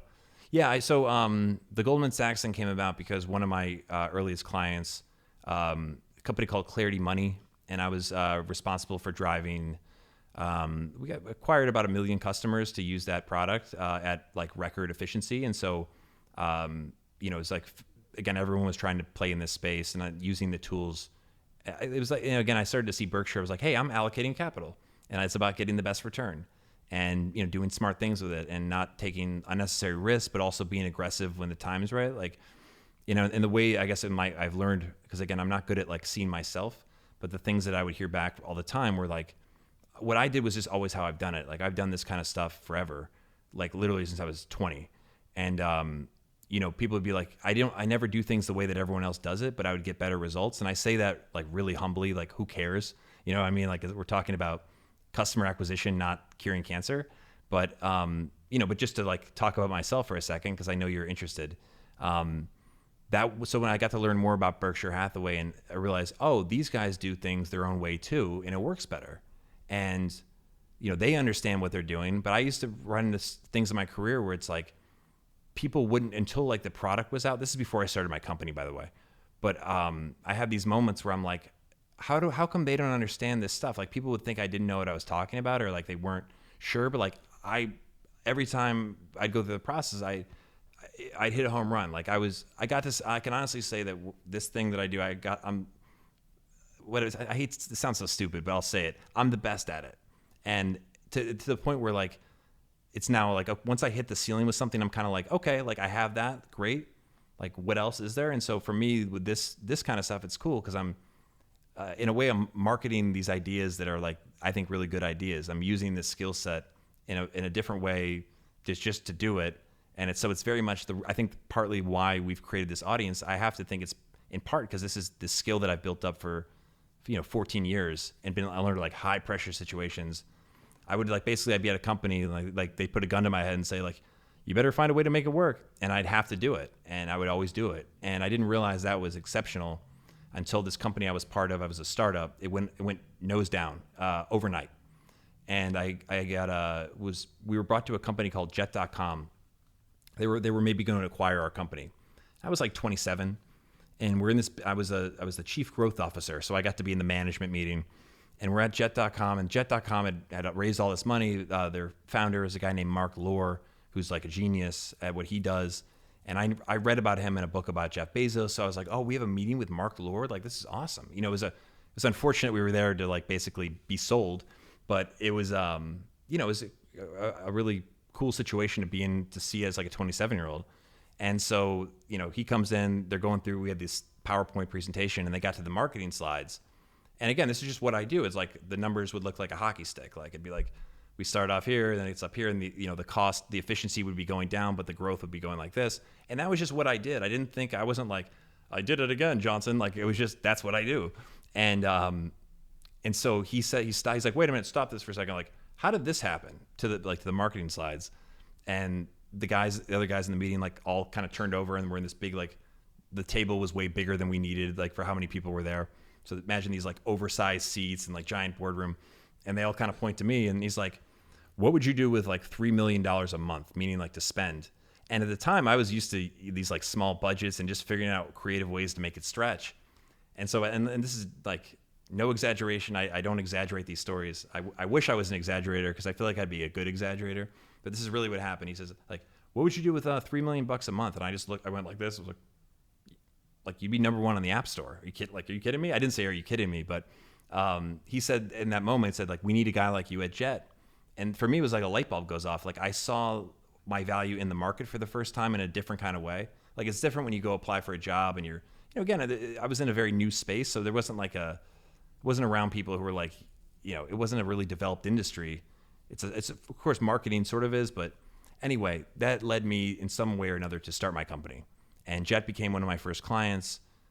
They were acquired, and that then gave me a ton of credibility, like a lot faster. And I made a point to go into like every consumer category that I could. Obviously, I wanted to take on as much business as I could, but everything from like meal kits to stuff that you've definitely seen.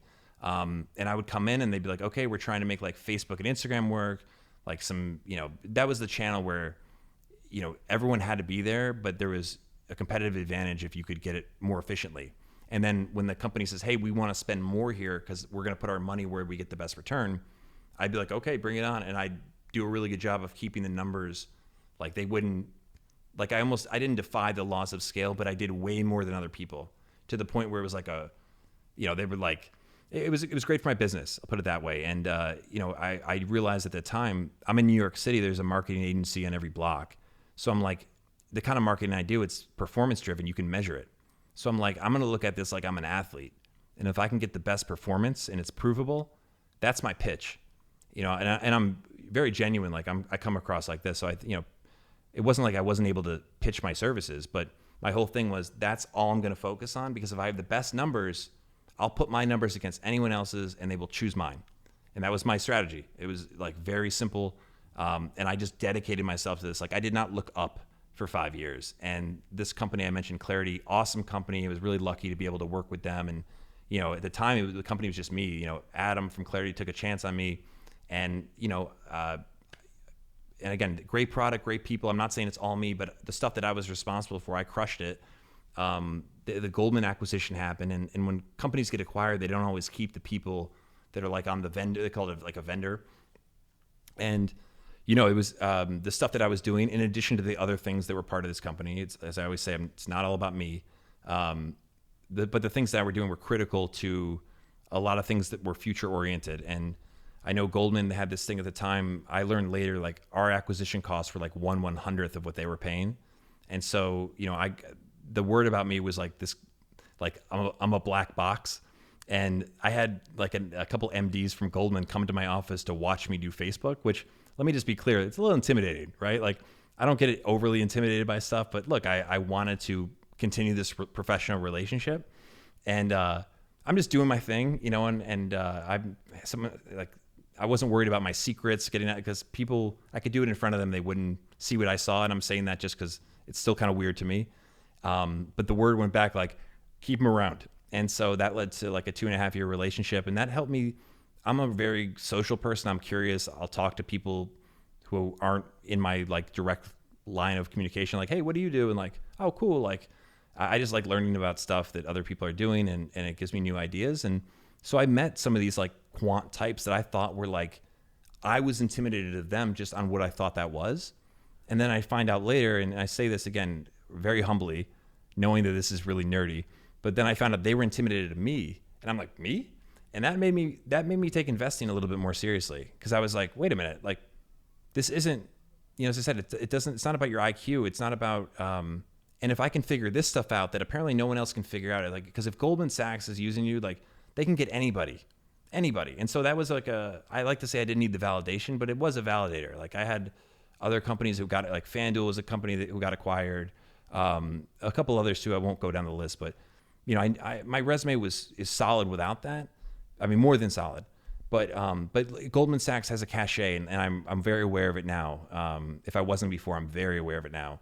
And, so when that happens, like, wait a minute, if I can figure this stuff out, like if I'm interested in it, I can figure other stuff out. Not to say I'm going to be Warren Buffett or whatever, but my whole thing is like, how does this really work? Like, what is the best way to invest money objectively? And objectivity is really important in my line of work. The other part that doesn't get talked about is I have to also be creative. That's the part where I think I didn't realize that was like, if you listen to the podcast, like I'm doing all those voices, whether or not you think it's funny or not. I love doing that stuff, the sound effects and all that stuff. I've learned it's kind of unusual if I'm also like, let me crack the code. And then I'm like, hey buddy, I'm like, so, anyway, I don't want to, let me just keep talking about myself, but, that's a little bit about what I do. It's very, very specialized kind of marketing. And I look at this Charlie Munger quotes, like I'm very proud and happy to be marketing, this wisdom that's been so useful to me. And the fact that there are people who are discovering Charlie Munger through the page, who might even be in this right now, that to me is, it's super rewarding. I'm not trying to say I'm not running for office. I'm not trying to sound like I'm such a great person, but I genuinely, hopefully you can tell when you talk to me. I mean, I really mean it. All right. How do I get into marketing? I would say do it. Just do marketing, because look, marketing, I used to think that the marketing industry was full of charlatans. Then I realized every industry has charlatans. So sometimes I'm like, I don't want to be seen as a marketer, but no, it's a very important thing. You need to be able to, communicate value and understand. There's a lot more to it. But if you want to get into it, I'd say do it. Like try, maybe it's an Instagram page. Just find something you actually, because really marketing is not sales, right? A lot of people get that mistaken. Sales is like you don't have a need for something and I am able to show you that you should buy this because I can make you have the need. Marketing is just putting something in front of somebody that like they were already going to like you help them discover it.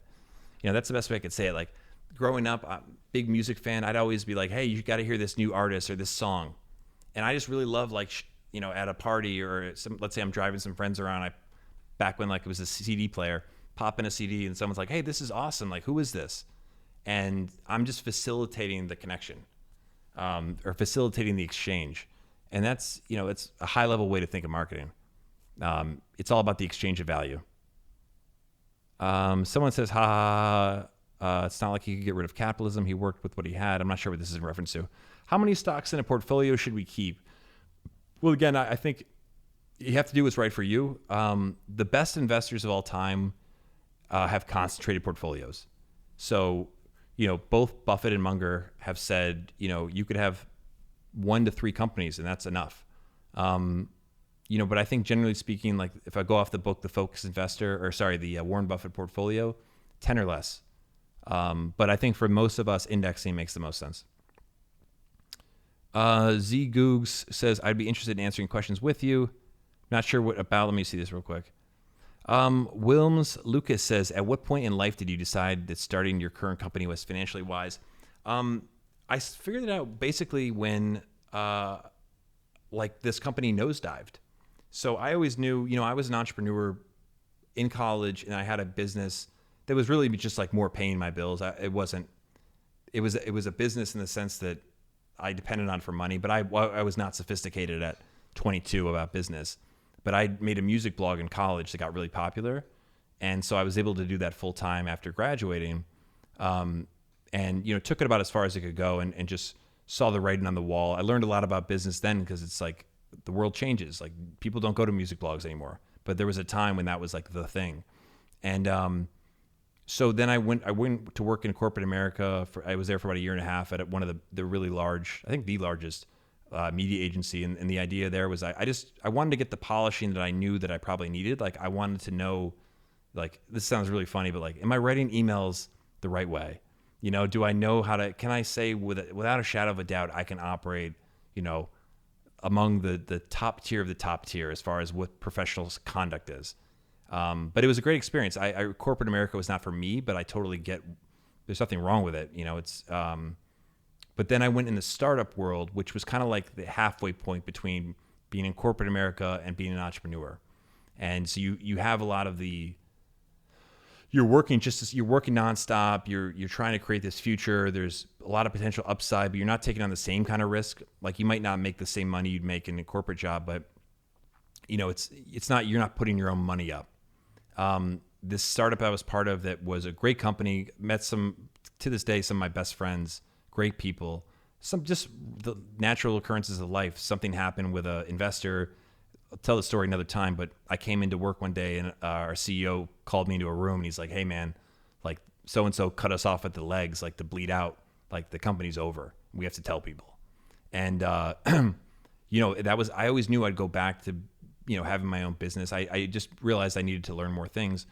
And, but when that happened, I had this moment where I was like, I'm okay if the plane goes, sorry to use a plane reference, but it's the reference. I'm just being honest.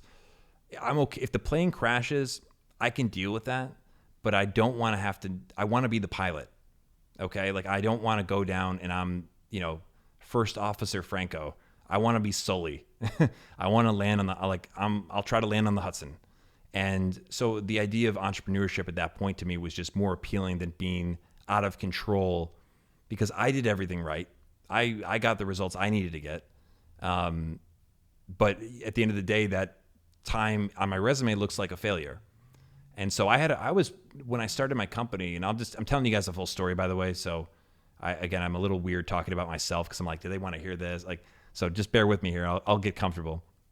But around the time this all happened, good friend of mine who actually, this is crazy, gave me this shirt. It says Franco on it. Good friend of mine, great guy, did not deserve what happened to him. He was leaving a nightclub in San Francisco with some guys, and one of the guys he was with got into like a little bit of a verbal back and forth with someone else. So outside, and this is the story that was relayed to me, outside there, it seemed like everything was patched up. Like, okay, like, hey, all good. Like, no worries. And then the guy who was kind of in the back and forth went to like shake hands with the other guy. And that guy pulled a knife out and started stabbing him. And my friend, Joe, ran over to help his friend as one would do, as did his other friend, Terrence. And in doing that, as they were, the other guys who were there had knives, and him and this guy, Terrence, both got stabbed as well. And Terrence survived. Joe was in a coma for like a week. And this is all going on right as this company I was part of had this experience had happened. And he passed away, very unfortunately, way too soon. And again, this is not, you hear stories like that, and no one deserves to have that happen to him. But this is not somebody that, he was not hanging out with the wrong people. Like, it's just a very sad thing. And when I went out to San Francisco for a service, and I don't want to make it, I'm not trying to say this story like, and that's why I decided, but it was in that moment where I'm like, well, what's the worst that can happen if I start my business now? I had 3 months worth of expenses saved. I knew from those conversations I told you about, there was opportunities for me to get a job. It wasn't as if that was, so I had a margin of safety, and I knew that like I would, at some point I was going to do this. And I kind of in my head, it just said, the startup I'm part of will get bought, and I'll, stash away a couple $1,000,000, and then I'll go and do my own entrepreneur thing. And it's just, life doesn't often work like that. So it was like, what's the worst that can happen? Like my friend Joe, just to go back to that real quickly, you try to find the lessons in all this stuff. You try to find a nice way to just find closure in these kind of scenarios. And for me, like my friend, he was a DJ at college and stuff. And my blog actually, we made like a mixtape where I had it, I actually did his drop. Like, so he made a mixtape that I distributed through my blog, and it was like DJ Razzo presents, but I did the voice, like, you're in the mix with DJ Razzo. Again, no one knew it was me, but like he always used that as like his DJ drop. And so just kind of like, if you listen to the podcast, I'm like, Connor, the overconfident investor or whatever. And anyway, so he was working actually at Apple at the time, but he was DJing, like he was trying to be a full-time DJ. That's what he loved to do. And he was, he had gigs on the weekend in San Francisco and around the, the Bay Area. And so my thing was like, to the very end, it's such a tragedy, but he was always doing what he loved. Like his time on earth, he spent doing something he really loved and he was passionate about. And I really love the thing that I do for work. And I also felt like, what am I, it just was kind of this moment like, hey, like live now. And like I said, I had a margin of safety. It wasn't just this emotional decision, but those two things all kind of happened. Well, yeah, they happened within like a few weeks of each other. And so that, I think, of course, was a push to get started. And I just went for it. And I was kind of burnt out on New York City at the time. It's where I live. But starting a business here, it was like, it gave me a whole new love for the city, because if you have something to offer, you can get meetings with people.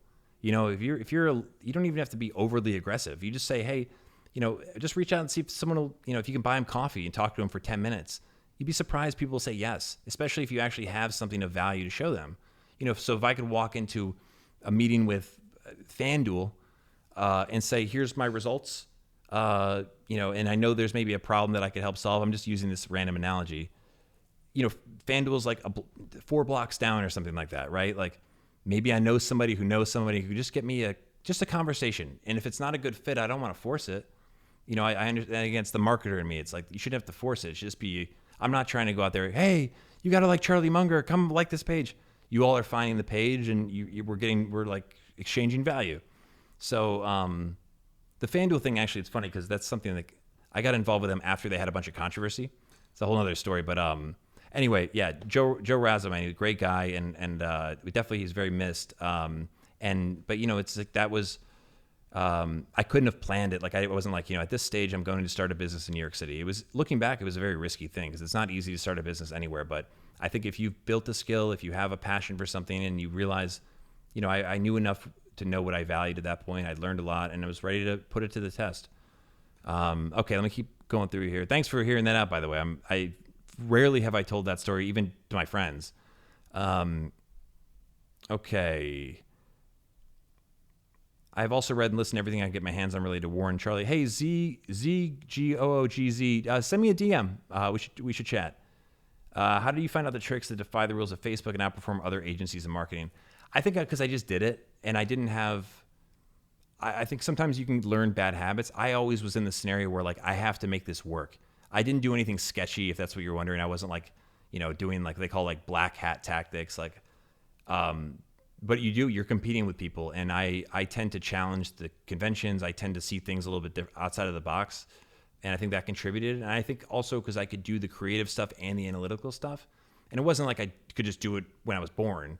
But I was always very self-reliant. And so I built up these muscles that when you can use them in conjunction, you can move faster.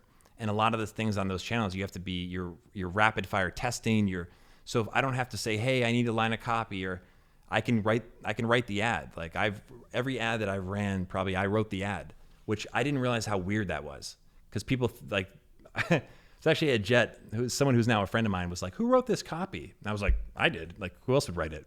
And, she didn't realize, like, because she does this one thing that I do, she does exceptionally well also, but I didn't realize that like doing the creative side of things was also unique. I didn't realize there's like, there's copywriters. Again, I was ignorant. I don't know what yeah means, but Tropical Texas, I do remember your name. What's up, man? It's like, Jav Shav. I'm sorry. Just tell me how to say the name. I know I'm probably wrong. It's like Munger from Lawyer to Investor. Absolutely, man. And reading about Charlie Munger, even his epiphany about his law business, I feel like I've kind of gone through this moment with it where I want to invest more time into this stuff, not because I want to go, how can I monetize this, or like, but really because it's more of, I've helped build equity in a lot of other businesses, and it's been good for my business too. It's not like I've been exploited, but in a service business, you really don't have a lot of assets. But I realize, hey, there's a lot of stuff I can do also, but if I just put that energy and did it for my own stuff. And so the podcast is an example, kind of a personal experiment. I'm passionate about what we're talking about. I want it to be good. I've always done radio, or I did in high school and college, which is not the same as podcasting, but it's not like I was like, ooh, there's dollars here. And it was something that when I explained a quote with audio, people were like, this is great. Like, can you do this again? So I saw that the market was like, we like this. But with a podcast, I was like, if I can make a great podcast, then I'd love to have that because I can market my own thing. And so that's something that I'm, as the podcast has gotten great reception, I feel like I'm getting better at it. I'm still very passionate about it. I think yesterday our episode of the record streams for the day, I'm loving it. It's a lot of fun. It's hard. It's really hard to make these podcasts, but, and because I want them to be accurate. I don't want to just talk and look back and I've like, oh wow, I really was wrong about that. That's just not how I operate. And, I'm super thorough. So, but I also want to be entertaining and like, it's something I know it's going to live out there forever. Not to say that people are going to be like 100 years from now, listening to it. Who knows? But the odds are, we're all a little guarded about our own egos. But, but now I have something here where it's like, hey, I should talk about it. Let me use my skill set. Let me use it for myself a little bit. And I really believe in what the product is and what we're saying and the ideas in it. And so that's fun. That was something where, like, again, with Charlie Munger, he was doing law for 13 years And, he just kind of outgrew it. And it wasn't that, I'm not saying I've outgrown what I do. I'm not there yet. But I totally get that. I think his life trajectory, how he's taken things from one place and gone to the next, that's how I've lived my life. I just never had an example like that. And that's been one of the most, the best parts about, just diving into the Munger world. Okay, so middle.course says, in the stock market, a good nervous system is more important than a good head. Phil Fisher quote. Yeah, I think that's true. Reading the name before you address the comment is smart. You're incentivizing quality comments, says Channing Smith01. Thank you, sir. I also realize if I put these up as a podcast, it's not a nice listening experience if you just hear me answering the questions. I got that feedback from the first couple, and I do take feedback and actually apply it. I'm always trying to get better at everything I'm doing. But thanks for giving me that. That's a good reinforcement. Colin Whitsett says, sounds like you had a general idea of risk profile associated with starting your biz and decided it was worth a risk. Props to you. I think so, man. And at the time, I didn't even know it. I wasn't sophisticated my risk profile. But totally, as I've, again, learned some of these ideas and said, I see where I have strengths that allow me to, I could be, I think, a very strong investor. I've certainly, there's room for me to get better, and that's why I'm still into it. But I also see areas where I'm not there. I have so much to learn about evaluating businesses, and that's really, Warren Buffett's not trying to mislead people by saying you need to know how to value businesses. That's not something I don't have, I put a lot of time into this stuff because it helps me in all areas, but that's the part that keeps me engaged. I just read a book about financial statements. I run a business, but it's a relatively simple business. It's not, there's not 4 lines of business and all these crazy complexities. I have QuickBooks and a bookkeeper and an accountant. But, when you're looking at it, thinking to buy a piece of a business even if it's Apple, that's a massive business. How am I going to project the future earnings until I really know that language? And so it's really humbling. There's always more to learn. And I think that's just a good lesson, period. Channing says, I arrived at this late, but have you already addressed Bitcoin? I have. I can talk about it a little more, though. Just drop a question in. Tropical Texas says, the story about your friend touched me, but at least he lived his life on his terms, doing what he loved. Yeah, absolutely, man. And you know what was cool? So this friend of mine, my mother moved to Atlanta, Georgia when I was in college. So I started going back to Atlanta versus my hometown. From maybe my junior year on. And my friend Joe he went to high school in Atlanta and he lived there at the time. So he was a couple years older than me at school. And so I had chances to hang out with him in Atlanta. And then I was there when he was telling me, hey, I'm actually going to make this move to San Francisco. And so I saw him, and then I went out, I was dating someone, it's a longer story, but I was in love with somebody who lived in San Francisco at the time. And I went out and I spent a week out there, and he had just gotten out there maybe a month or so before. And I got to see him there. I went to a club one night where he was DJing. So I saw him at these various stages of his life. But when I went to his, his service and stuff, he made his group of friends was the most diverse, unique set of people you'd ever meet. And a friend of mine said to me, she's it's this was his, not surprise, we were surprised, but it was the most eclectic group of people you'd ever meet, all in one place. It was it's tough to articulate it, to get it across. But yeah, he lived, not only did he do what he loved to do, he was just a great guy. And I know everyone says that, but this is very true for Joe Razzo. Middle.course says, your podcast is the best, man. Please keep it up. Such quality podcasts, lots of precious wisdom can be found there. Thank you so much for saying that, man. I really appreciate it. Rob_Burn says, clap, clap. And then there's this question key here. It says, from PTAR 1977, says, what do you think about rental property for investment income? I personally don't like that. I own where I live, but I live in it. I think people can do it if that's something you have the energy for. Absolutely, go for it. But the thing that I think is the reason it doesn't appeal to me is it takes energy and effort. And it's something that I know you can hire a management company and do all these different things, but to me, it's not passive enough. And my feelings could change as I grow, but that's where I am on it now. I'm not saying it's a bad idea. I think sometimes the dream of it is not the reality. If you have a leak, you got to fix it. Maybe maybe the people that you rent it out to trash the place. There's just all sorts of stuff you have to worry about that I've also learned from just knowing certain people growing up and even now, people that have, multiple homes, they're always stressed. And they look small sample size, but, I haven't talked to everyone who owns multiple homes, but it's just, even with owning where I live now, it stresses me out. You know what I mean? Like I don't have to be stressed, but it stresses me out. And, I don't regret. I think it's a good decision for me personally, but I think about owning multiple places, and there's just a lot of complexity, and that's just where I am with it now. Maybe if I didn't have my business and I had more like mental, and I wasn't like passionate about what we're talking about and doing all sorts of other stuff, and I could focus all my energy on it. Maybe it's not that complicated and it's not that stressful, but I think multiple homes are just. It's also too like. You got to buy a lot of insurance. There's just all sorts of stuff you got to do. But if you can make it make sense for you and you enjoy it and it's fits your profile, then don't let me stop you. Wilms Lucas says, you mentioned picking Litecoin in 2017 based on the momentum that affected Bitcoin at the time. How do you stock pick? I mean, statistically speaking, shouldn't ETFs outperform your stock picking? Absolutely. I try not to stock pick.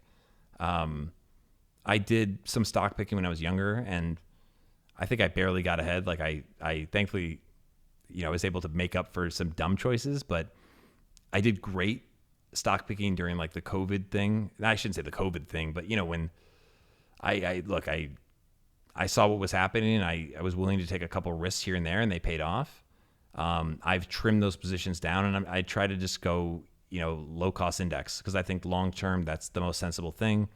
Most of us and most everybody is not good at picking stocks. I rather invest that time into learning how to better read and evaluate businesses. And when I find that I read 10Ks, even if I don't understand every single nuance, it expands my mind about businesses and what's possible. And I think that's something that will pay off for me as an investor, but also as a businessman and entrepreneur as I grow. I think one thing with having like Charlie Munger as a personal hero is, I'm 34, which I feel like is old, but I realize it's relatively young. If I'm not banking on the fact that I'll be 97 like Charlie Munger. I think, knock on wood, we're lucky to have every day. But, there's a lot of time between now and old age for me to have things build up. And I'm just trying to learn the right stuff and stick with the right stuff and trust that over time, Charlie Munger says, opportunity comes to the prepared mind. I've got a great business. I enjoy what I do. I work all the time, but I like what I'm doing. It's hard. My life isn't perfect or anything, but I think that's something where this idea that I'm going to be a great stock picker now is just kind of I'll put it this way. I've made great money in stocks, individual stocks, but then realized after I got out, like I'll learn something new and be like, wow, I really thought I knew such and such, but I was actually an idiot. I got lucky, right? Like there's always Howard Marks, who's a just awesome guy to read his stuff, by the way, at Oaktree, his website, Oaktree Capital. His memos are awesome. They're almost on that like Berkshire annual letter level. Howard Marks would say, and I got this probably a couple years ago, I read this, we never think about the risk that was present that we didn't see. So just because I bought, and I did a whole research thing before I bought Chewy. But, I doubled my money in Chewy in a year. And, I'm not,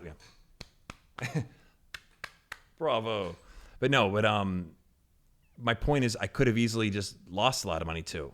And we don't think that through because we're just not, you have to, I don't know why we don't, but we just don't. And so when I've had these moments where I'll do well in something, and this isn't all the time, but like when I read that book about financial statements, and this was probably 2 months ago, I learned like 4 things that made me realize, oh, wow, I'm so much smarter just by reading this one little book. And I hadn't read that book when I thought I really knew something when I bought this stock. You see what I mean? And I think that's a good lesson for myself anyway, is that there's still so much to know. And look at Charlie Munger. The value he added to Warren Buffett initially was, I think he could evaluate businesses, but as 13 years as a lawyer, he saw a range of businesses. And I think, and I'm not comparing myself to him, but I just, he had a analytical mind where he always was thinking about, why is this a good business? Why is this a bad business? Why does this business always have problems? He was always trying to figure out what he was dealing with. And so after 13 years of that, I can say is like 5.5 years of working with probably, I don't know, like, I don't want to say the exact number because it's probably off, give or take, but let's say like 35 different companies. I've seen a lot of stuff, and that's in itself been an education. I can't imagine 13 years. Like I'm saying 5.5. So add another 7.5 to that, right? I'm doing the math in my head. Yeah, that's right. Add another 7.5 years. That's more than double. I can only imagine, like, I see the value in that. Like, we tend to think it needs to happen now. The smartest thing I can do for myself now is practice what I'm discovering and what I'm preaching, which is low cost index, let the power of compounding happen, and try to build the muscles that I know I need to build if I want to be a great stock picker. It's also a lot more competitive now to be a stock picker than it was. And Warren Buffett and Charlie Munger will say this. The game is, because there's so much money in it that minds that should have been working for NASA are, doing algorithmic trading. You know what I mean? Like that didn't exist in the 1960s and 70s, to my knowledge. There was a lot more opportunity for stocks that could grow, that were undervalued. And, Warren Buffett for a while, he was buying companies that, the assets alone, if you liquidated them, were worth more than book value or something like that. I probably said that wrong, but that's fine in a company like that now. So again, very little risk, if any risk in that, if you look at it that way. They've described it like, was it like shooting crabs in a bucket? Is that the right way to say it? Like, it's like when sometimes I'll say it's not, my uncle actually says it's not rocket surgery, like brain surgery. It's like, or else sometimes I'll be like, I'll jump that bridge instead of I'll cross that bridge. I'm like, I'll jump that bridge when I get there. I'm like, oh, that's not right. Anyway, so yeah, like but I enjoy that process. I think that process of, I know I can get good at it. I know it's going to take a lot of work, but it's a matter of just doing the work. And I don't have all day to do it. And that's the thing, like you're competing against people who are doing this 6 days a week, 14 hours a day. And a lot of them can't beat the index over the long term. So it's just dealing with reality. That's what I'm into. And I'd say back to your comment about, to Wilms, not just picking ETFs. You don't need, buy the index, like buy one, maybe two. There's no reason to have. I pulled my money out of an asset manager that maybe managed like 50% of my assets, and I recently pulled the plug on that because I was like, first of all, this is overly complicated. There's more reasons than this. I won't get into it, but yeah, don't go for if you're going to buy ETFs. Like remember that they are products that are marketed to you. It's a marketed product, and the more they have to spend to market to you, the more they charge you in those expense ratios. Okay, Wilm says, thanks, very interesting to hear your opinion on investing. I'm glad it was helpful. Ahmed says, what do you think about solar stocks? I don't know anything about them. I think space travel's cool, but I'd be hesitant to buy into anything solar. If we're talking about solar, like I'm thinking space actually. You might mean like solar, like a different kind of solar, not the solar system. So if you want to clarify, I can answer that. I have like one drip of water. I'm like, let me just get a little bit there. Okay, middle.core says, could you please explain further in terms of how to value a biz? How can we come up with how much you should pay for a stock, insisting on the margin of safety? Should we base our buying on book value per share? Well, I don't think there's a formula for it. There are formulas, but I don't think that you're going to get any edge doing that. That's what I'd say is in terms of valuing a business. And part of this is not just my thoughts. I've just tried to consume everything that's out there. So let me actually think this through so I don't bring you down the wrong path. But if I go back to first principles, that's how I always try to think about this stuff. A stock is a piece of a business. If I'm going to own a business outright, what do I want from that business? I want a business that's going to make more and more money, or I should say earnings. The earnings will grow. Ideally, on a trajectory like this during the time I own it. And then if I ever want to sell the business, I'm getting more money back than what I laid out initially. Because that's what, Warren Buffett would say, what's investing? It's laying out money today to get more money back in the future. So knowing that, when you ask me how to value a biz, you're trying to understand what is the future value, the present value of the future cash flows. Cash flows, Again, this all vocabulary stuff. I realize it's like a language and that can be confusing, but cash flows, how much money is flowing through the business that you can take out of it. And so that value is what you as an investor have a piece in. That's the piece of it, right? Like you have a piece of the profits, a piece of the earnings. That's like, but you also have a piece of, if you take, for example, a company that has, let's say they have a lot of debt. So they, shareholders' equity is the assets plus the liabilities. So that's what the equity is.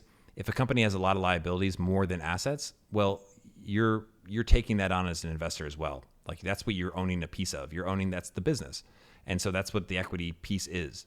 So I'd say, like, if I'm making sense here, guys, in terms of how to value a business, there's not a formula for it. You have to make some qualitative assessments based on what you believe is going to happen in the future. Now, let me tell you what can give you a better chance of this, because this is hard stuff to do, because again, we don't know what the future is.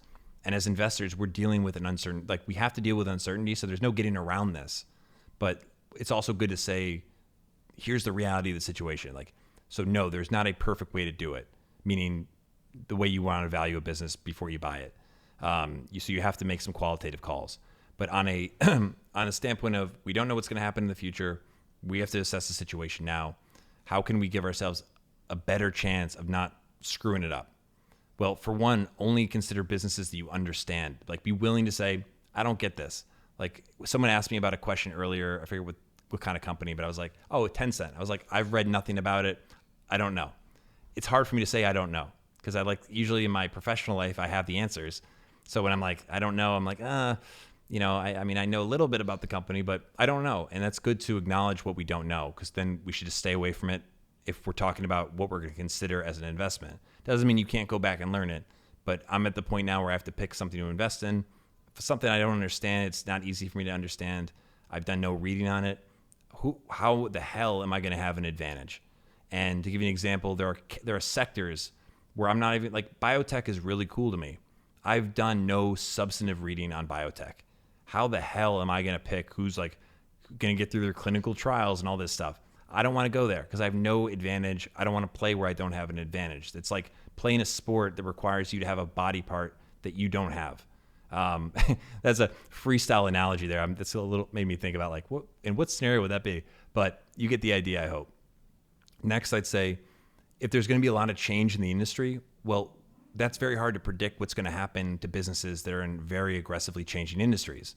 The reason Buffett and Munger avoided tech was not because they cannot understand tech businesses. That is the biggest laughable thing you'd ever hear. I mean, the BYD, look at BYD as an example of this. They can understand plenty of stuff. But in terms of trying to predict or have any sort of degree of certainty about the future earnings of a business they know is going to be subjected to just crazy change, they'll just stay away from it. Even if people are making money hand over fist for a brief period of time, that's what Buffett did during the dot-com boom. People were like, you're an idiot. Like, can you just buy 10% of the internet index? Please, are you crazy? And he's just like, it goes against his process. And sure enough, when things went down 90%, he started scooping stuff up, and he got the last laugh. But so avoiding that. And then what else? In terms of having a margin of safety, you don't want to be in a position where if you're wrong, you're in a bad spot. So, don't put all your money in something, because nothing is certain. I mentioned Bitcoin earlier, that being risky. Every investment has risk with it. The crypto stuff is just very high risk, and people act like it's a sure thing. That's what scares me about it, in terms of seeing people just pour into it, because I think they don't understand, not because they're not smart, but just because it's marketed like it's a sure thing. Anyway, that's crypto. But with other companies, like even Apple, there's always a risk, but there are certain companies where the risk of it going to zero are very, very, very, very, very low. Like, is Apple going to go to zero? I mean, they make more money than anybody. Not saying that's a fact either, but let's face it, Apple's probably not going to go to zero next year. Tim Cook could have a midlife crisis, start doing heroin in his office, and Apple would probably be okay. It'd be bumpy. There might be, the next iPhone might take a couple more years because the supply chain might be messed up, but there's certain companies where that's not the worry. So I think those three factors considered, you can narrow the range of options you're choosing from, because then you ultimately have to learn everything there is to know about these businesses and not just the business in isolation, but the business in context of its competitors. I think a mistake that I'm sure I've made that I've corrected is it's not enough just to like read everything there is to know about the business. You have to understand that business in context of its competitive environment, because at the end of the day, your return as an investor is very, very much attached to how the company is going to do amongst its competitors. Because look, we want to own the dominant companies in a space that has a lot of upside, right? Like that's when, if you could choose between a company that's going to be like part of the pack or a company that's going to break away from the pack, you want the breakaway. And you want a company that when it breaks away from the pack, you don't have to worry about someone else coming in to get it. I mentioned, let's think of a business right now that we could start. Like you see all these, I see a lot of Instagram stuff of like, sometimes I see like people start an agency. It's not the kind I have a real agent. It's like a professional thing, I'm not knocking anyone for their drive and their hustle, but I'll see this thing like I started a dropship agency. And so it's kind of like it's not, but whatever. Let me get over myself for a second. Getting into drop shipping right now, or the real, like the upside, someone figured drop shipping out, I'm sure a couple of years ago, and they made a ton of money. And then the word gets out. And that's what happens in any sort of, free market economy. If you know that there's money to be made over here, what do? We go over there ourselves. Hey, let's see if we can make some money doing this. Look at the cloud space. Look at any space look at the wearables market. Fitbit or whoever else, they were the only show in town, and Apple was like, hey, I think we can make some money over here. And then they come over and they clean your clock. That's the nature of it. And that's why it's tough. Business is hard, and it's hard to pick the winners. And so you really have to know. And it's just a good reminder to keep, stay humble and keep doing the work. Because we're all, I don't know how old everyone is, but, all it takes is one. You just need one thing that you're sure on, you load up on, and you can live with the downside. That's where the people who that's how it happened. It's not because they bought a basket, but we can do great just buying a low cost index fund consistently over the course of our adult lifetime.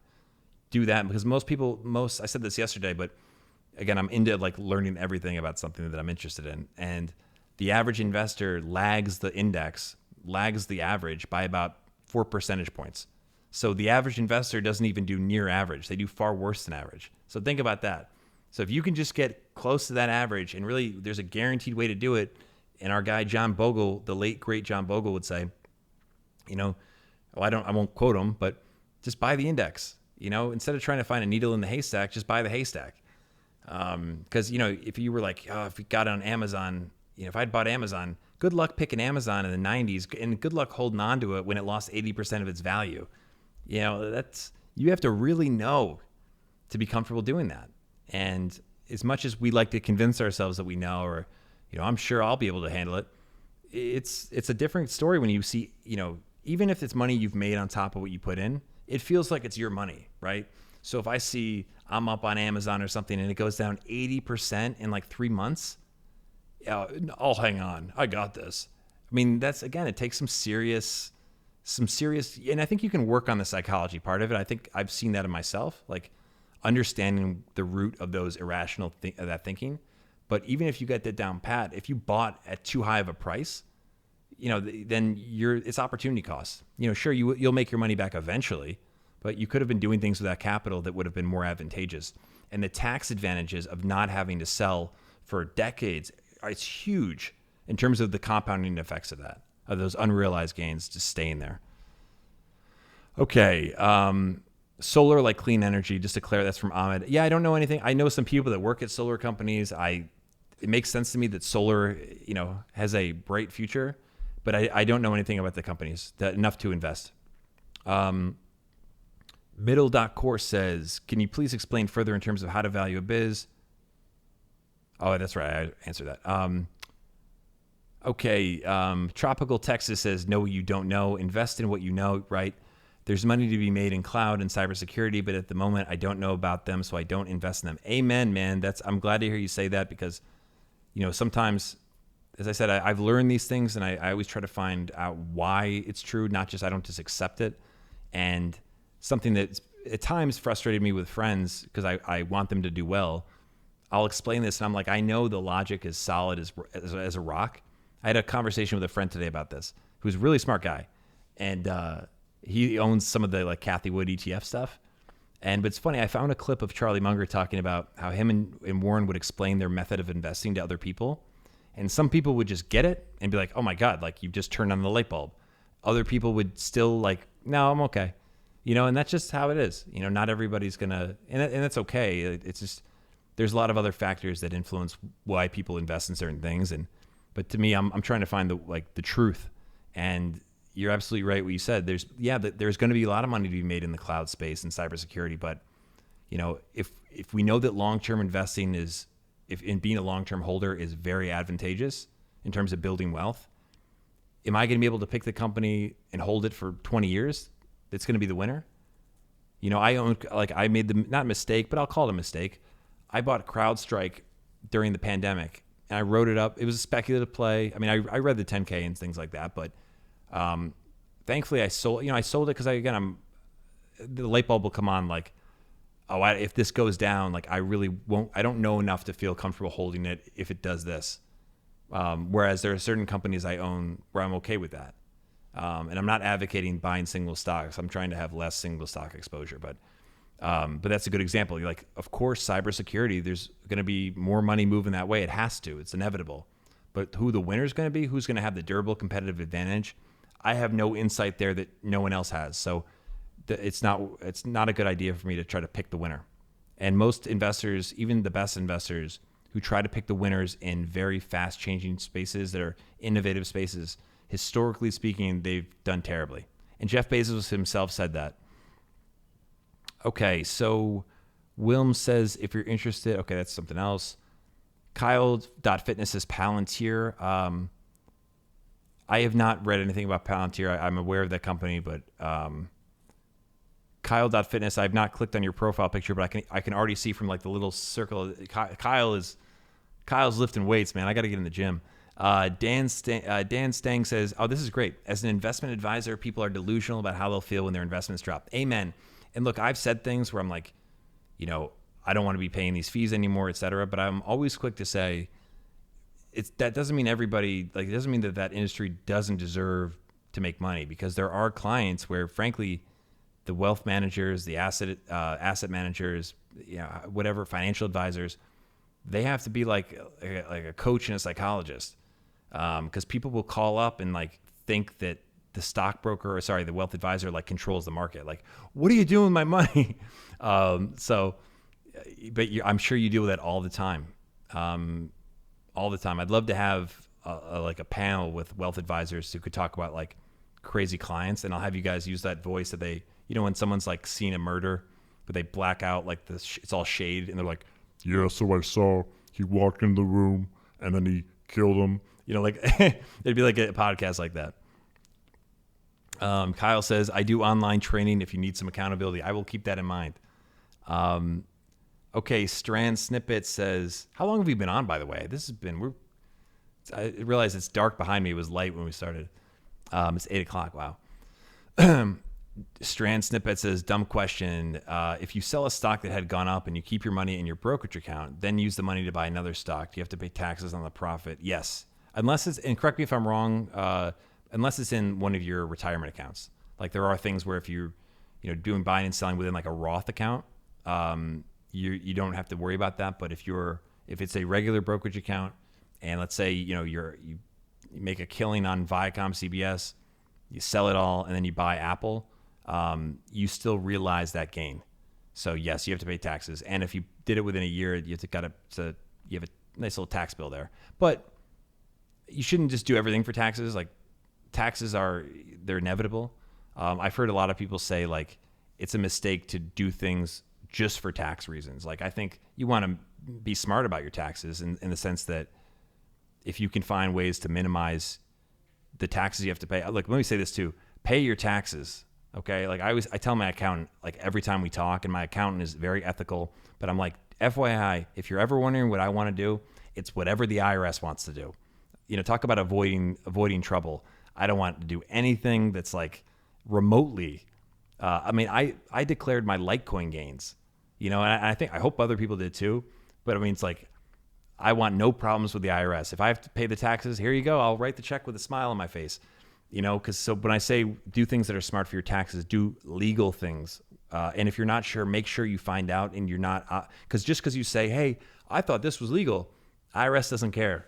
Like you might be doing this or watching this live stream from a county jail. And we don't want to have that happen. Not that anyone's going to do anything, but I want to be clear, pay your taxes and work with a professional if you have any questions. I'm not a professional on taxes. Okay. What do you think of, this is from Wilm, says, what do you think of the leverage that real estate investments have to offer? Look, I think that's one of the appeals, right? Like you can get more for your money.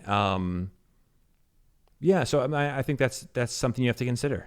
It could be a pro in the list of pros and cons. Mo Money Murph says, let's cut to the chase here. Give me some undervalued stocks. First of all, and by the way, not being a dick to you, but let me just be real with you. Like, the world doesn't work like this. If I knew about some undervalued stocks, I'm going to go keep buying them because they're undervalued. I'm not going to say, hey, Mo, thanks for joining the live stream, man. I did all this homework. Here you go. And also, you shouldn't take my advice for it because how do you know I know anything? And also, who the hell are you to come in here and just ask me to help you make money? No, I'm just kidding. But yeah, look, I think there's probably not a lot of undervalued stuff right now. That seems to be what people say. Now, it doesn't mean there isn't anything undervalued, but you've got to really know before you plunge in, because as I said, if you're buying something at an all-time high, it might be a great company long-term, but at the end of the day, if it drops off or corrects, it's going to be a little while before you get back to even, and that money could be used for something else. So that's what I'm saying, like low-cost index, man. That's what I would do. What was it? What's do it in reference to? What did I say? Dan Stan says, correct. You would pay capital gains tax. Okay, cool. I'm glad I got that right. Seriously, like, cause I know, not that I didn't think I got it right, but honest to God, guys, it makes me nervous thinking that I might unintentionally say something that's not 100% true. And that someone would, even if I say, hey, this is not financial advice, like people might still do it. I couldn't be like Kathy Wood. I could not sleep at night. I just don't have, talk about not having a stomach. Like, and by the way, Warren Buffett is like this. Like, Warren Buffett really cares about his shareholders. I've been, reading these biographies about him. It killed him when they were upset with him. It really bothered him. Like, it wasn't like, I've made them so much money.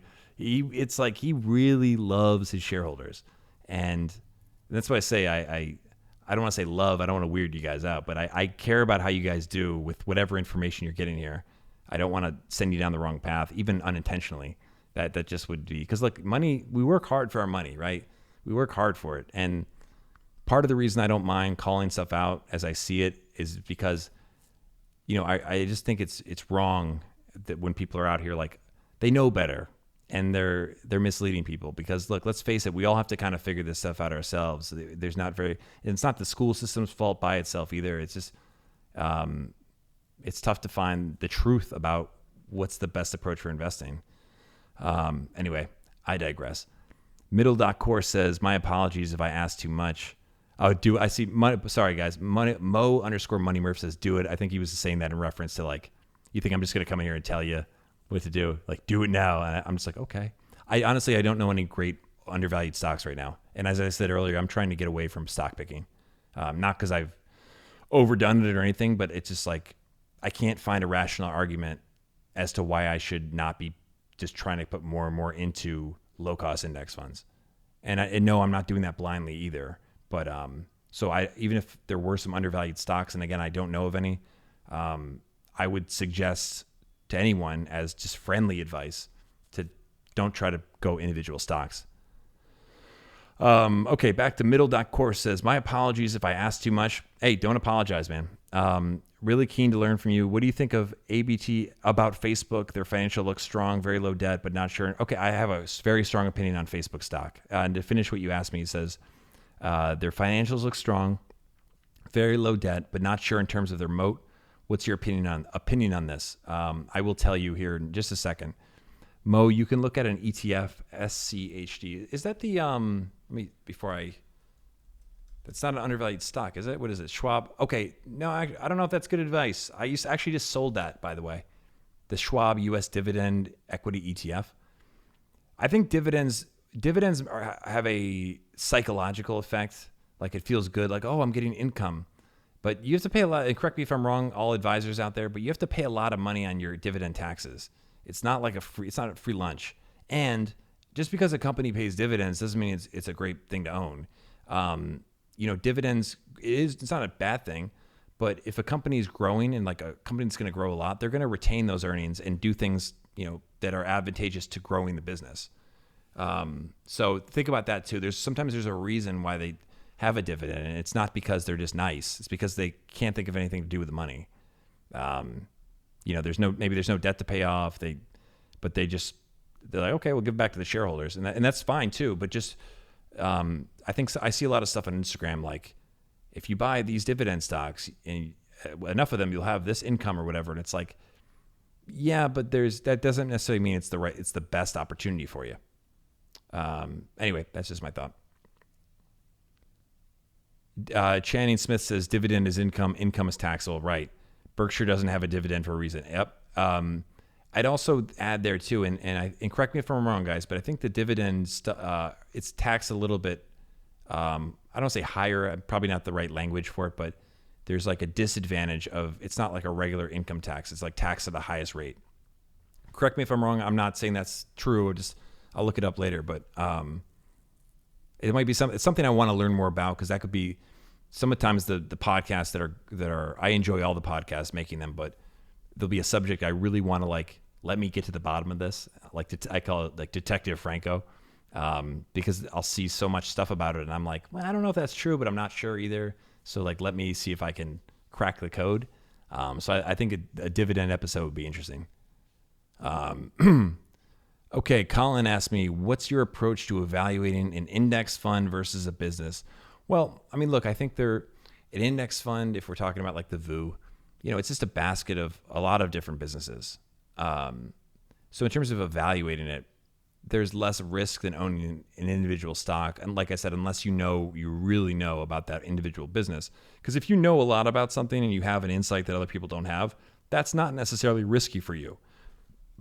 But I'm saying, generally speaking, and I agree with Warren Buffett and Charlie Munger that risk is not volatility. Risk is losing your money. I don't just do it because they said that. That was one of the reasons I was like, man, that's really cool. I agree with that. Like, I will continue reading more of this. But a lot of the way risk is taught and referred to, it's referred to in the terms of beta or volatility. And I'm not saying because people are stupid. No, there's an incentive, especially in the money management industry. Clients, as our friend said earlier, there are people that are like, they're only looking at their 1 year returns. And so if you have to answer to someone about, what the hell's going on here? And you say, well, look, we made I don't know, call it a portfolio, and we put together, a mix here where the risk is at this level, and so we can balance it out based on what the beta would be. And I'm not in that industry, so it's just not knowing the language. But that's why I don't want to say that's why it's there, but I think that's why it's not just because academia doesn't get it. Like, no, it's because most investors care about right now. How did we do last year? How come you got this return and my guy's stock guy got this return? And you can't look at just the returns themselves without thinking about, well, what kind of risk was I exposed to? The people that are just like, my Bitcoin went up 80 million %. It's like, yeah, but you also had the probability of you going to zero was a lot greater than whatever mine was, and I went up, less than that, right? Like, so you have to think about the risk. But in terms of what is risk, an index fund is less risky because it's diversified. You're exposed to across sectors, across businesses of different sizes. With the VU, for example, I mean, these are like the 500 largest companies in the United States. These are strong, healthy companies. Not all of them are going to be, outperforming the market. But, if we just do like the bell curve, you're going to get the mean, which is not a bad result. So that's how I look at it. That's how I would think of it. I hope that helps. Dividend is okay. Capital gains, sorry, this is from Channing Smith, who's responding to, I think, what I said or asked earlier. Capital gains tax is either 10% or 20% in the U.S., depending on whether the stock has been held for over or under a 12-month period. Am I right? I thought you were responding to my question about the dividend income, but so capital gains tax, I think it's like 35% if it's short term. And yes, tax bracket does matter, but if you're holding long term, here's what I can say definitively, regardless of your tax bracket, if you're holding for longer than a year, you're paying a meaningful amount less tax on whatever that gain is when you realize that gain than you would if it's short term. And so that's kind of like the fallacy of this short term investing is, one, it's very hard to make work consistently over any long period of time. And two, when you factor in what the taxes are, that's why Warren Buffett was willing to make that bet against hedge funds for 10 years. You know, like the S&P versus any hedge fund, net fees and taxes, you know, none of them would beat him. And he won. And it's because that's a huge advantage for this passive long-term approach. Dan says short-term gains is taxable income. Right. I think hopefully that's not in response to me. I think if I didn't make that clear, right. It's taxable income and you're taxed at a higher rate.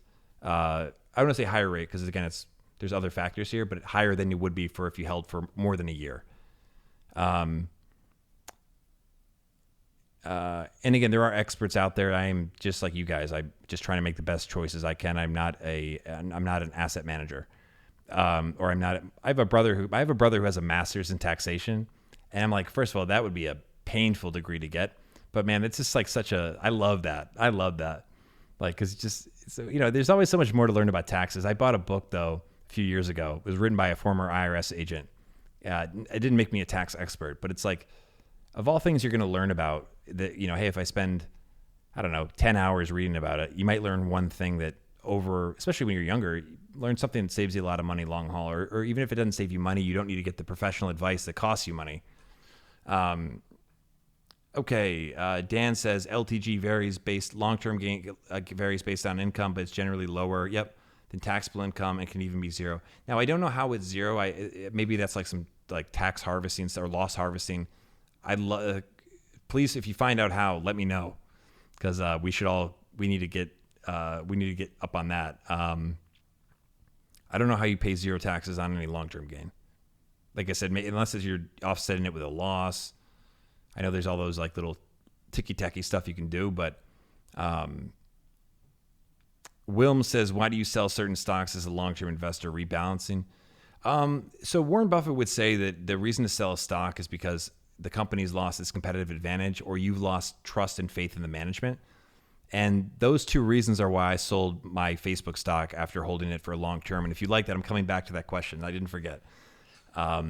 I knew Facebook's business in and out. I knew it in ways that other people didn't. I knew I had an insight. I understood the business. I could evaluate it, etc. I was very bullish on it. I did the Charlie Munger. I was aggressive. I loaded up. I did it early, and I just sat down and waited. And there was a time though when I did this, and then Cambridge Analytica happened, and it scared the heck out of me. But I still had some in a retirement account, etc. Not trying to sound like super investor man over here, but Facebook was one where I was very, very, very bullish on it. And I knew, like, I was talking about the difference of when you really know versus when you think you know. I really knew. But with this thing that has happened with Apple, if you're interested, I'm happy to talk about it. But their competitive advantage in that sense is done. It doesn't mean they're like a bad business, but like they had the moat in, call it social media advertising. And that's I'm not getting into all the details, but they had a moat, and Apple crushed it. And that's the reality. And thankfully, I've also owned Apple since 2014. I talk about things you have to look back and say, like, thank you, me of the past. Like, sometimes I'll make decisions and I'm like, future me will be appreciative of this. And yeah, when I was, 2014, I would have been like in my mid 20s, maybe, or like 25, 26. And, wasn't like I had a ton of money to invest, but I was like, yep, get Apple, more Apple, please. And I had this one account where that was in, and again, it's just done so great. And it's an example where there's not a lot of examples where I have one equity that I've held for that long, because I'm relatively young. Anyway. Okay, because the industry Facebook is in, it's quite unsafe in my view. Like, could be new, come and disrupt any time, but they're a really great company. I see them as tech and also average. So I'll speak to this because I really do know this, and if I can share something you guys haven't heard, then that'd be cool. Facebook has 92% or had 92% of the call it social advertising space, like Twitter, Snap. I mean, they eat the crumbs. My business, Facebook and Instagram advertising is not the only thing I do, but it was an area where I could create a competitive advantage for a company because companies if they could crack the code on that, it was transformative for the business. And I knew if I could get the cost lower than anybody else by a long shot, then as a service provider, I would be not indispensable, but it'd be a much longer relationship than doing like something that's a short-term project or something like that. And I also, without going to my business, but back to Facebook also has a few other things at play. They are a data-driven company that can build products and optimize their products based on the usage behavior, their own data, by the way. So looking at what they needed to keep people engaged in order to keep advertisers there, they have an easy way to control that. Meaning, hey, TikTok, that thing is really in our way. Well, guess what? Instagram Reels has blown up. So they're able to adapt to stuff that's changing, and they have the product team capabilities to execute and make something that's integrated with what they already offer. I don't think the network effect matters anymore. I disagree with the idea that that's a creator of a moat, because people can switch now so easily. It doesn't really matter. Like, oh, well, everyone's here. It's like, well, everyone can just sign up for something else now. So that's not the part of it. But the fact is, everyone's there and engaged. And especially on Instagram, I mean, then when they bought WhatsApp, I know things about that. I'm not trying to be coy, but I just want to, keep you engaged and not bore you with like too much detail. In order for Facebook to offer value to both advertisers and to their customers or us as users, and look, we're using it right now. Like, we're on their platform, so they're like, it's a heck of a company. Something that even with like to know what to show people, because someone would say, well, like Facebook, people don't use it as much, but it's not just the stuff like. I'm trying to find a way to say this because I've gone to the depths of hell learning this stuff. Like, I've gone places like the patent library to figure out like, what are the engineers? Why do they think this? Knowing who interacts with who, like all of us today, based on this interaction we're having, this will change the content we see, because there's nothing more predictive of what you'd like to see than based on the people you interact with the most. And Facebook knows, not everybody. But when Facebook's trying to get you to do things like create a group chat, create a like 4-person FaceTime chat on Facebook. Well, you know what that tells Facebook? Who you care about, who you interact, who you're close to. Because you're not just calling up, your second grade teacher to join. You're doing it with your best friends or your family. And so you're getting to interact with the system. And the more you interact with the system, the more you use the system. It's as simple as that. The second thing is, as you have, again, that's declarative information to Facebook, and I say to Facebook, like it's not like they're like, Chris or Franco is talking to Bill. Like, it's just, we're now associated, or our connection is strengthened in like the graph. So if you like something, let's say you love a page, or you bought a product from somewhere. Well, even if internet advertising didn't exist, a great way to predict who else will like it is using this model from ecology called homophily. If you ever heard the expression "birds of a feather flock together," that's what homophily is, in a very simple way. And so, if you know who flocks together, you get what I'm trying to say. And again, it's not about declaring that here's my best friends. Like, remember MySpace had the top 8? No, but if I know who's in it, this is the same stuff the CIA does. I learned about, again, I go to the depths of stuff. This is why, hang with me on this investing thing. Like, we will crack all this stuff. This is how thorough I get. So back in the day, like before my time, when they were trying to find terrorists and stuff, there's a thing called traffic analysis. And you can learn an enormous amount about people based on communication interaction. So the person that initiates the communication, the person who receives the most messages, all this other kind of stuff, that's a crew. You can tell who's the leader. You can tell who's got the most influence. And then if you know what they also buy, well, if I know that someone in this crew bought this and I show you an ad for it, doesn't mean you're guaranteed to buy it, but there is a higher than whatever likely percentage chance that you will be at least interested enough to tap on it. because we tend to imitate and be like the people that are most like us, and we're most like the people we interact with the most. It's not simple. It sounds probably more complicated than it is, but it's like it took a lot of like weeding through the complexity to realize like, aha. So like I see every product choice in that same lens. So Facebook has an enormous advantage in knowing who we interact with. The problem though, so with this advertising moat that they had, because they could also get this data coming in from like other apps you use, or if you're on a different website, they have a Facebook pixel. My opinion, I think Facebook did a horrible job of communicating and educating the public on how this stuff works, because it allowed it to create this like scary, oh, Facebook's spying on you. Facebook doesn't give a you-know-what about you or me. It's about trying to show you content that you're going to do this to. Because if you do this to the content, you'll come back and do it again. And if it's an advertisement, one, if it's something good, you'll do this. And that means those advertisers are going to be willing to pay more and more money because they get measurable results on this channel. It's not like, hey, we did a Super Bowl ad. How did it do? Oh, well, you think it got a lift. Like that's literally, people don't know how their advertising budget affects their sales. With this, it was, it's not perfect. There's plenty of noise there. But Facebook was like a measurably, the value is just measurable for the advertiser. And on top of that, in a world where we don't have that, the advertising, like the reason a Super Bowl commercial is even a thing, why it's so expensive, it's the concept of reach.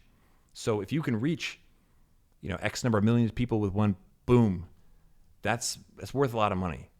And so with Facebook, they have how many billions of people? So they have the reach. You can get the frequency, which is in media planning, it's called reach and frequency. The frequency being I can show you the ad multiple times, which is makes it more persuasive to a point. That was my dog, one of my dogs, by the way.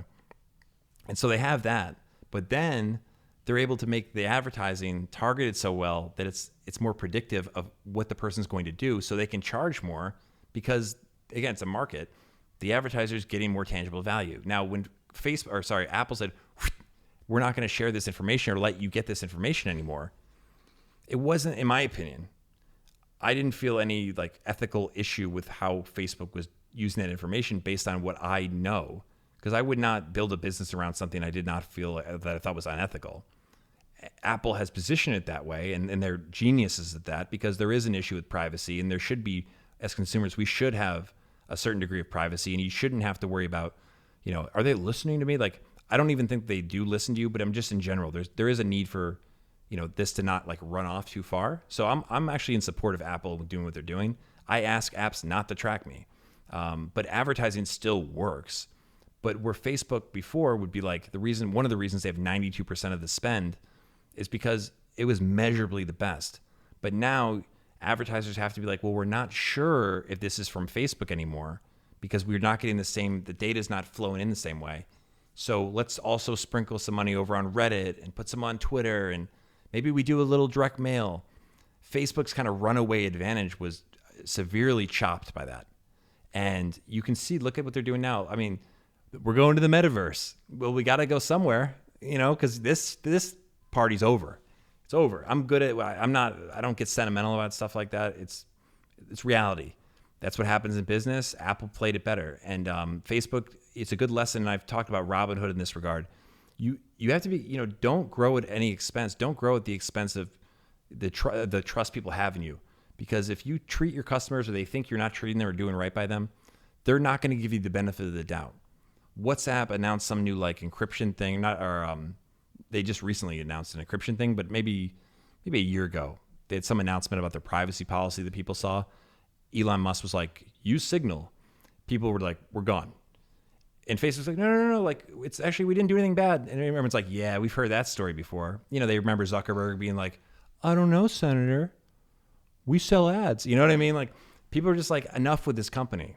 And that's something that, when you're growing at all costs, I think you can lose sight of.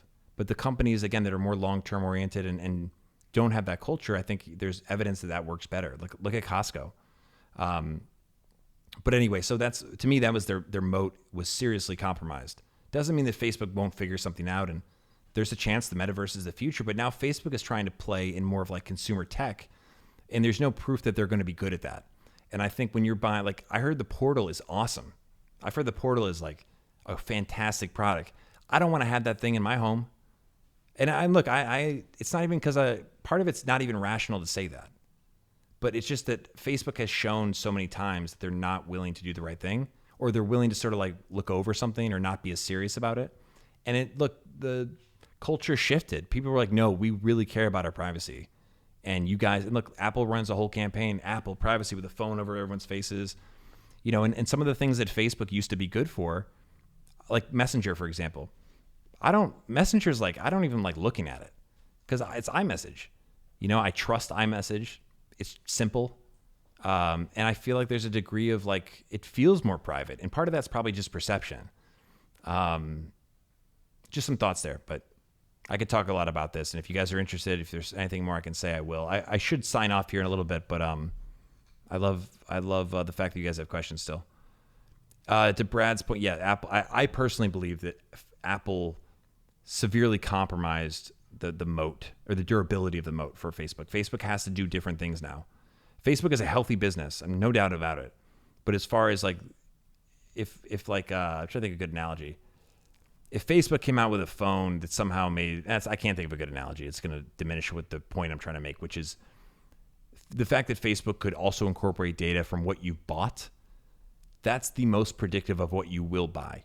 And I've looked into everything because they've been trying to predict purchase intent for hundreds of years, like 100 years. And it's not easy. Like there will never be perfection with it. But as advertisers could say, like I could get measurably better results, even if I wasn't as good at, or it's not, I don't just do Facebook, but like a small business could run an ad on Facebook and it would just be better. Because think about, I'll put it like this.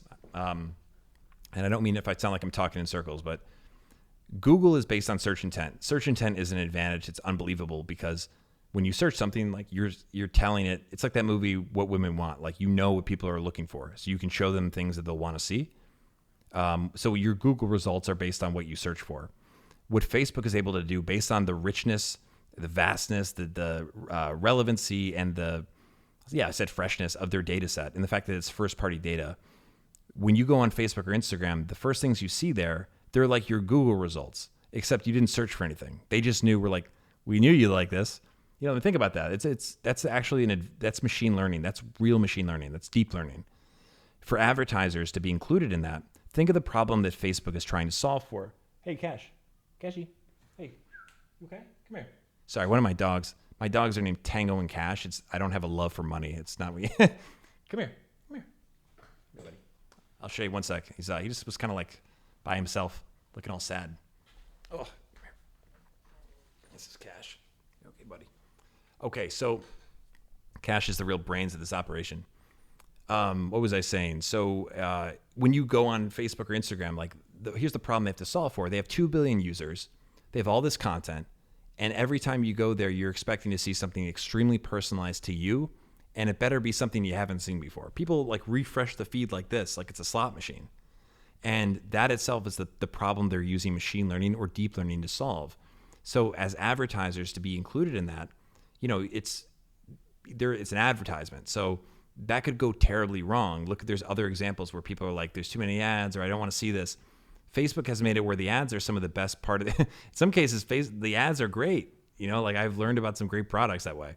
I'm talking about on Instagram and Facebook. But one of the reasons this is not just because of what they know from what you do on Facebook and Instagram. It's because if I bought a shirt on Nike.com, that would be fed back and that would be associated with my user ID. And so then based on who I interact with the most, well, I bet, the person who was part of this chat might also like that Nike shirt. And so that becomes a thing. And I'm making it a little bit overly simple, but I don't want to get too deep in the weeds here. Without that information coming back from whether it's an app that you downloaded and bought something in or a e-com site, that severely compromises that data set. Not compromises it, but it's the real you could have 1 billion data points for a deep learning model, but it's just like anything, it's only a handful carry most of the weight. And so knowing what people are buying, that's the best way to predict what they'll buy next. So they know what you bought and they know who you interact with most. You put the two of those things together. It doesn't matter that you haven't updated your interests on Facebook or that you jokingly say that you're married to your best friend. That's all, yeah, okay, because you have deep learning, and that was the game changer. or part of the game changer. Deep learning, so you have these really like amazing algorithms. You have the engineering talent, the data, the ability to actually like have these data warehouses to power this stuff, because this stuff is not like cheap to run. But yeah, heck of a business. Now they'll still be able to do stuff to make money because they have the audience. And in terms of the content you see, they still like that's based on what you're interacting with on Facebook. So if I've interacted with Charlie Munger Quotes on Instagram, I'm sure behind the scenes there's stuff associated with this account that you'll see more of now, and that'll make your experience better. So you'll still come and be part of Instagram.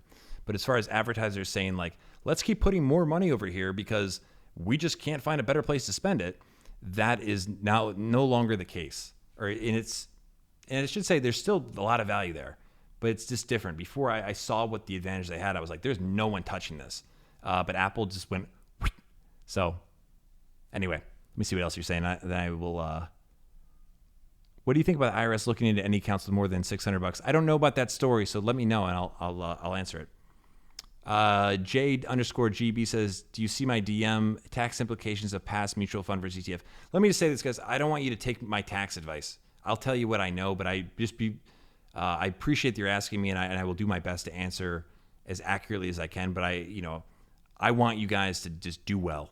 And if you're having tax questions, I'm not saying I can't give you a pretty good answer, but there are people that like that's what they do for a living, and I think you should make sure you talk to them first, or at least confirm. But I don't want to pretend like I'm the master tax man. Okay, someone says cutie. Oh, my dog. I thought you meant me. I was like, thank you. Look, okay. Cash is just. I think they don't understand when I'm talking to a screen. They're like, "What's?" I do him. He's like a British accent, like, "Fella, what are you doing, fella?" All right. Let's see what else here. This is from middle.course, says data seems to be a very promising asset in the future. I mean, look, data is the lifeblood of machine learning. So it is, but not all data is good data. It's very tough to get like clean data. It's tough to get first-party declarative data, meaning data that you've said about yourself. So if I, say, it's not like Facebook has two types of data. They have data that like they know for sure, and then they have data where they're inferring. And the inference data is stuff that's not that helpful because it can easily be wrong, and therefore if just 1% of it's wrong, the whole thing's wrong. Like the model's wrong if the data's not right. The model being the machine learning model and whatever answer it spits out or prediction that it helps make. When we talk about data and machine learning, we're talking about prediction technology.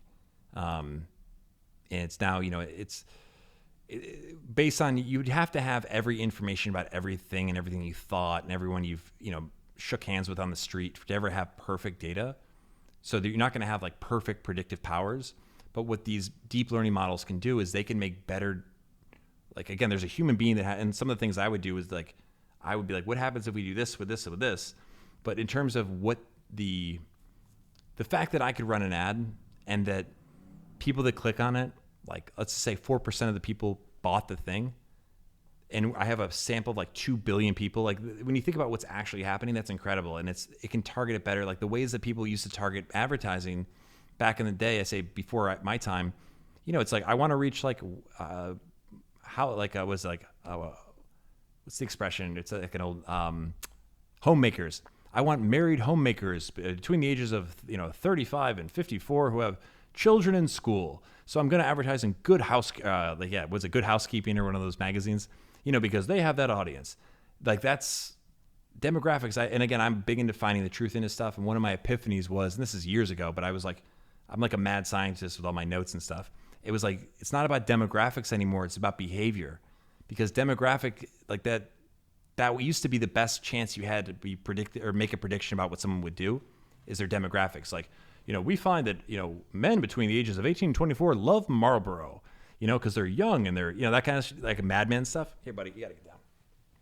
Sorry, buddy. Oh. But if I could say, hey, I have a sample of data here, and I've done some crazy stuff with like the audience stuff, crazy stuff with the audience stuff. If I have a group of people that I know have bought, they've bought tennis shoes in the last week and they made a Coinbase transaction within the last month, and they use a certain app, and I can create a larger audience off of that. That deep learning model is able to see what they call hidden layers that you and I can't see.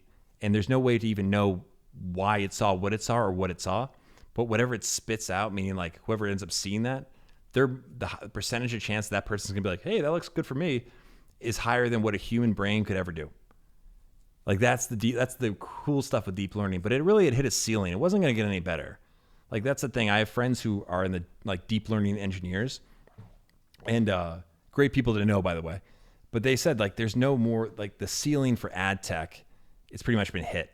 So, it's not like this world where, hey, we know exactly what you want at all times and you will buy it. Like that's just not really realistic. It sounds like it could be, but it's just not, because you would need to know everything about whatever someone's thought, done, talked to, what medication they take, did they just exercise? There's so many factors that go into our behavior. It's very complicated. So it's always going to be limited. And if one bit of that data is wrong, or if it's inferred, not declared, then it's already, in some ways, can already be compromised. That model's compromised. So Apple has made it where, like, in some ways, they've compromised the models because Facebook has to infer if that person has bought something. And again, Apple, checkmate. Okay, we'll see. What do you want to compete with? Tim Cook's like, let me just say this too. Tim Cook is a gangster. I mean that in a good way. Like, first of all, that guy got jacked. Like Tim Cook would kick some ass. Like he's like, hey everybody, I just got done beating some guy up in the parking lot of Apple. Like I was watching the keynote from last year. I was like, dude, Tim Cook's like working the heck out. He's like, I saw Jeff Bezos. He's like, I got to beat him in the bench pressing contest at Sun Valley. Anyway, guys, I appreciate you all tuning in and being part of this. And I feel like I don't want to overstay my welcome. And I do have to I got to actually do a little work here. And I want to upload some podcasts and record some podcasts. Although my voice might be shot. But really appreciate all you being part of this, for real. And I will try to upload this audio, actually. That's why I'm recording it here. I'll put it up as a podcast. And so you guys can, if you want to go back and listen and, you just want to have the audio. That's the feedback I got last time was helpful. And so I'll keep, if you tell me you like something, I want to give you what you like, and I want, this to keep snowballing here. So, but yeah, I really do appreciate you guys being part of this. And let me just make sure I didn't miss any other questions. What do you think of the Beijing Stock Exchange? Okay, next time, just come back to the next live. I'm happy to answer this stuff. Apple leveraged Facebook's poor reputation to further build their own. Yeah, agreed. Munger and Buffett often talk about, and this is from Channing Smith, by the way.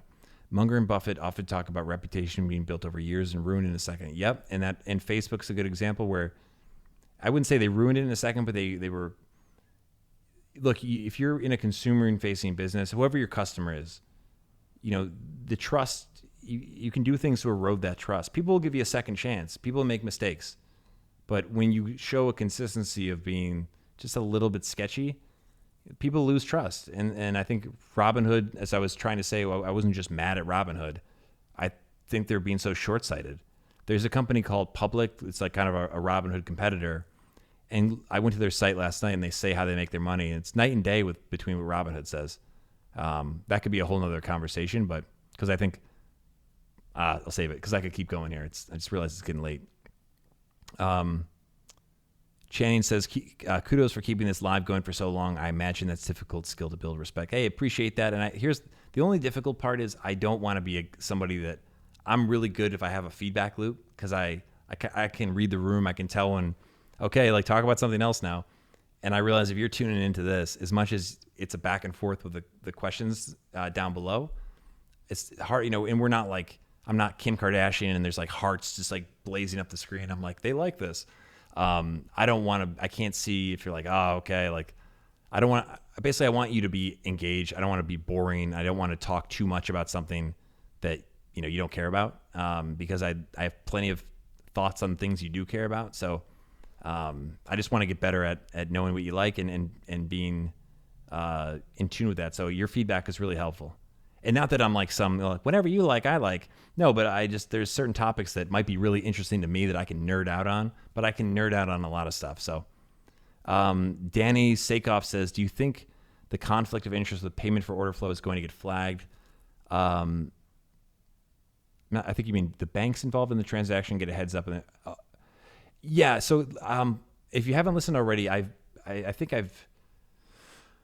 say even if you just listen to the most recent episode on Robinhood, I've gone in detail on that, and I'm happy to talk. It's not that I'm trying to be like, go listen to the podcast.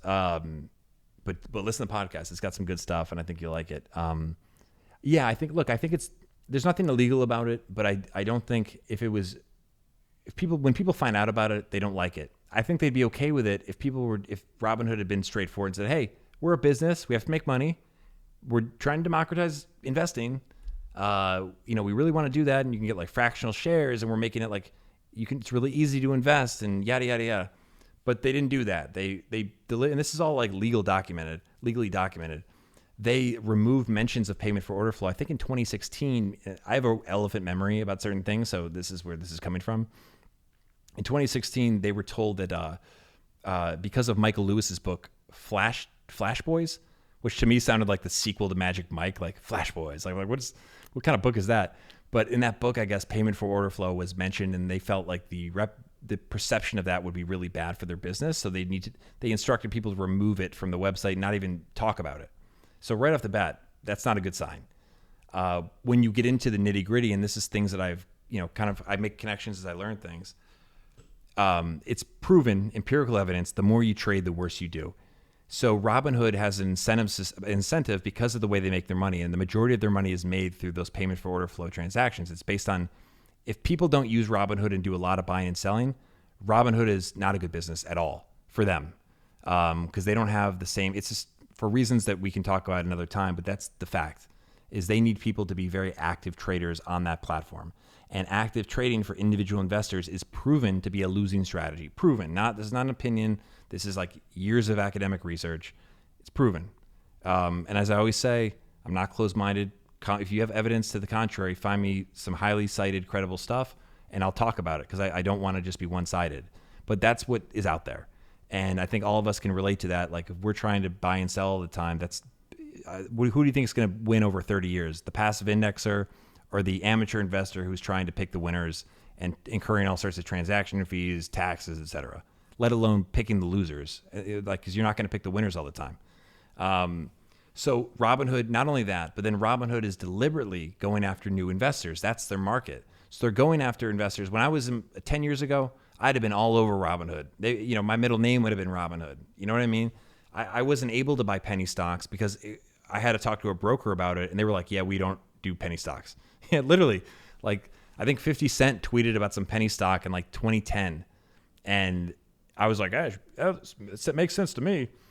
And my stockbroker, my wealth advisor, I wasn't really much wealth at that point, but it was, the person I dealt with at the institution so I could, contribute to a Roth IRA and things like that.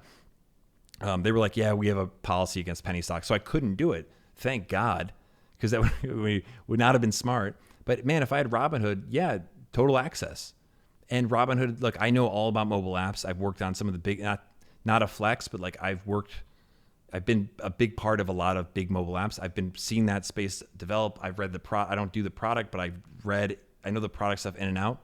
And if you take steps away, if you make things easier to do, people will do it more. Here's a model from psychology. The easier you make something, the more they'll do it. So if you find things like Facebook makes it, try to log off Instagram. It's tough to find that button because that's going to screw up the cookie and it's going to be harder for them to understand these inferences we're talking about. Same with Robinhood. They make it very easy for you to do things that are proven not to be good for us as investors. And as I said, they're going after first-time investors. So right off the bat, you're trying to like prey on people that none of us should be doing that anyway, but they're going after someone who doesn't know, but they're going after me 10, 11 years ago. Be like, hey, come on over to Robinhood. We're Robinhood. We love you. Hey, you're an investor. Have you ever seen this? There's Super Bowl commercials. It's like when you know what we know now, I mean, it's just like, they're like preying on people. It's like, hey, little guy, come on over.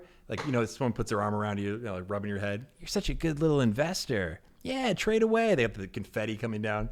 I mean, come on. And on top of that, payment for order flow, it's dirty. And so what Charlie Munger said about it's a disingenuous, dishonest, low-grade way to talk, he's not wrong because they got sued and they had to pay the largest fee that's ever been or largest penalty that's ever been issued by FINRA because their customers would have saved, I think, cumulatively, they lost out on like $36 million. It would have been cheaper, basically. It would have been better for the customer if they just got charged a commission because that little exchange that happens, come on, it's not illegal, but like add it all together. There's a narrative there. And I'm okay if people want to make their money however they want to make it, and it's legal, and it's they're telling their customer how they're making their money. I'm not the judge and jury.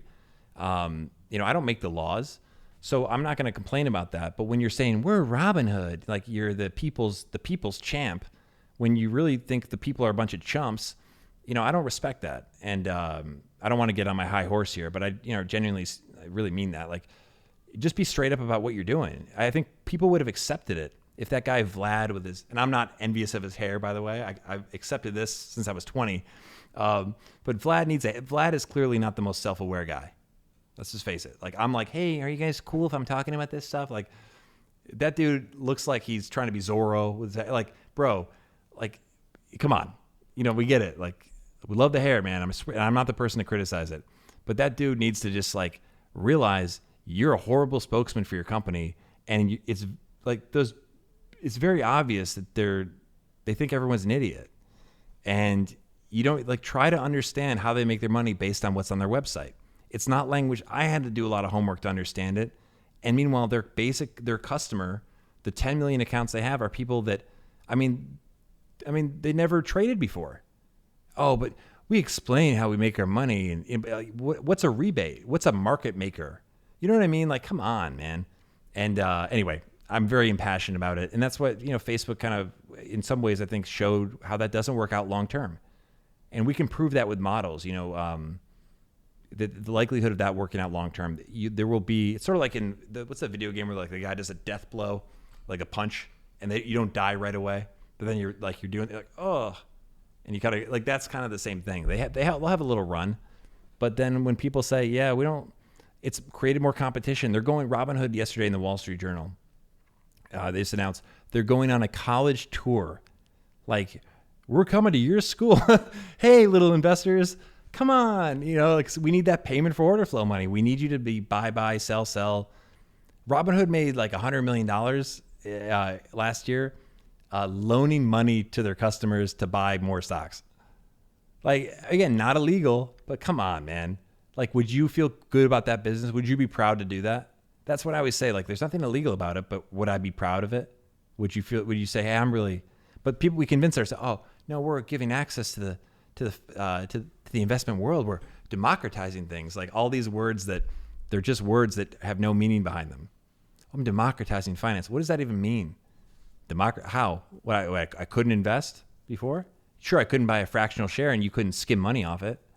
You couldn't, sell my order to someone else and tell me that you're doing me a favor. I mean, let's be real. I feel like if you ever watch ESPN, I could get like a Stephen A. Smith persona where I really just turn up. But I really mean it. I think it's just, I'm not against it. I know some people that are associated over there. I'm not, I don't like to be not a hater. It's just that it bugs me when companies are so short-sighted with their communication, because what Robinhood had a chance to do something really amazing, like really amazing, and I'm not saying they're probably going to have to retool their business model, and that's not going to go well for them, because again, when they need their customers to do other stuff, it's like, you're not going to do it. There's no love for Robinhood anymore, even without that GameStop thing or that GameStop situation, but that was really bad for them too. Kaj says, if you know about SoFi stock, what is your not financial advice about that company? I know about SoFi. I don't know about their stock. I am interested in reading the 10K, but I said earlier, my non-financial advice is just low-cost index. Work out way better for you long-term, and in the meantime, use that time to get better at evaluating businesses. Where is Jack Ma, says Worldwide's promotion. I don't know. Ask Charlie Munger. Charlie Munger's thoughts, by the way, on what happened to Jack Ma were like, Jack Ma thought he was bigger than the government over there. And the government was like, you're not bigger than us. In our country, in America, Elon Musk can say whatever he wants. We sometimes, I think we forget how amazing freedom of speech is. Some cases, like, these company leaders can be like, yeah, they can have a lot of influence and say whatever they want to say. Jack Ma was like, yeah, I'm going to create my own bank. And China was like, hey, Jack, yeah, we're going to need you to sit down for a little bit, Jackie boy. And you can work on that bank, but no one's going to see you for a little bit. You're going to go in isolation. I don't know if they like put him anywhere. I just mean, like, he clearly got the message. Like, I feel like the phone call, and I don't know anything about the politics over there beyond what anyone else here knows. So I could be totally wrong, but I really feel like the phone call was like, make one more comment and people, they're going to wonder what happened to you. Not like I'm like, I don't know what happened, but I'm pretty sure he got called him like Joe Pesci. Like, I'm going to break your legs. Jack, we really hate if you just fell down the stairs of your beautiful mansion. That'd be a real shame, Jack. It's really, you do a lot of talking. It'd be too bad if you couldn't walk. He's a. Meanwhile, they do like the Scorsese zoom on his faces. But yeah, he got pretty quiet. Money doesn't make you bigger than the government over there. Do you know the misery index? It's the sum. I don't know that. That sounds terrible though. This is a question from Worldwide Promotion. He says, do you know the misery index? It's the sum of the unemployment and inflation. So I don't know that. I don't know if I want to know that. But interesting. Never heard of that. Kaj asks, isn't it illegal to not give the best price for a stock? I don't think so, because I learned even in the wealth advisory asset management bank that I was working with, that they would sell me from their inventory. So they might own a ton of like whatever, and I buy it from them. They're selling it to me at a little bit of a markup. Which I was like, are you kidding me? And you're charging a fee? And again, I didn't always have this attitude. It's just as I've learned, I'm like, it's kind of like you see it for what it is a little bit more. And I thought that was crazy. And also when you sell it, I think they also are able to buy it from you for like less than they have to. But don't hold me to that. Read the fine print, though. Always read the fine print for that stuff, because you'd be amazed how they're making money on you. Kaj says, do you think it's better to invest in individual stocks or ETFs for someone that has a net worth under 40K? Look, I don't care what your net worth is. I think the Warren Buffett told LeBron James he should do the index. So there you go. I think so. Yeah, I think the index ETFs are, and one or two of them. Not financial advice, but yeah, I think that's the move. It's again, you don't sell for a very long time. You're ready to ride the waves that'll definitely be there over a long period of time. But you know that, as you get older and older, like you want to de-risk a little bit. But if you're interested in learning more, and I'll make more content about him. We've talked about him, but John Bogle, who is the man behind Vanguard, and just honest to God, I think he's one of the, based on what I know about him, he's someone who I really admire for the kind of legacy he left. By the way, one of the greatest voices of all time. He would have had a podcast he would have been the number one podcast. All right. Okay, I got to get out of here, guys, but I see these questions I want to answer, and you hear my voice is getting hoarse. Worldwide Promotion says, Worldwide Promotion with your emojis, man. I feel like you're an advertisement. Hashtag natural gas inflation and other energy sectors are seeing very high inflation. I don't know. God bless the homeless. I don't know what that means, man. I'm sorry. Thank God it's Friday again. I don't know what that means. Danny asks, are the banks backing Robinhood buying and shorting based on the trades retail investors make? I think that's illegal. But that's the thing, that there's a lot of, I think that's one of the concerns with payment for order flow. It's not just that it's not ideal for the customer. Never mind the fact that Robinhood doesn't really explain to the customer how this works in a way that anyone would understand. But yeah, that's the thing. If everyone's doing this, that would give you an information edge. I think there is I don't know, don't quote me on this. I think there is some sort of like regulation that prevents that from happening. But I think there's a lot of gray area where it could still happen. And it's something that keep another thing to consider. And I think that's why that practice could be on its way out. Because I just don't know how that's good for anybody. My other dog is snoring behind me now. Eam says, what are you proud of? What am I proud of? Like, just be more specific, because I'm proud of you. But no, I answer the question. That's a very broad thing. I want to give a thoughtful answer. Kelsey says, very educational. Good to hear from someone who knows their stuff. Thank you, Kelsey. I appreciate that. It's also good we have a very, very male-dominated audience. So I'm glad that we're getting some gender diversity. So invite your friends. But appreciate that comment. Eam says, good fellas, Charles T. Munger, worldly wisdom, worldly Worldwide promotion, man. I'm gonna check your profile out, man. You're promoting something. It says, why is Apple stock down? I thought the line to buy $1,000 phone would wrap around the block. # failed. I wouldn't say fail though. Apple doesn't need. They read their 10K. I'm saying that as a friend, not as a like you don't know things. Check it out because Apple's got a lot of ways to make money and they're really good at it. And their services business is one example. Something I've noticed because I'm now in the podcasting space. Check out the podcast if you haven't. Subscribe, follow, do all that stuff. Podcast subscriptions. I'm not going to do that anytime soon anyway. I just want to grow the audience, but that's an area where they're investing heavily in, competing with Spotify in. The wearables business is I'll say amazing. I don't want to sound like I'm Team Apple, but it's a heck of a business they have there. And look, I mean, this is happening on an iPhone. There is a Mac here and an iMac here. I'm a fan, and I like to think I'm a wise consumer. I'm not just buying because there's an Apple brand on it. I've just never had issues with their products. If I've ever had anything resembling an issue, I never go back there and they're like, we're sorry, we can't help you. Like, remember you go back to Best Buy and you feel like a jerk. You buy something that doesn't work and you bring it back. They're like, sir, our policy. If I go to the Apple store, I walk in there and they're like, hey there, good looking man. Hey, smart guy. I'm a genius. I'm talking to you. That stuff matters, man. They have, it's a lot more than just good phones. It's a whole experience. They've built a luxury brand that not everyone can afford, obviously, but that it's attainable.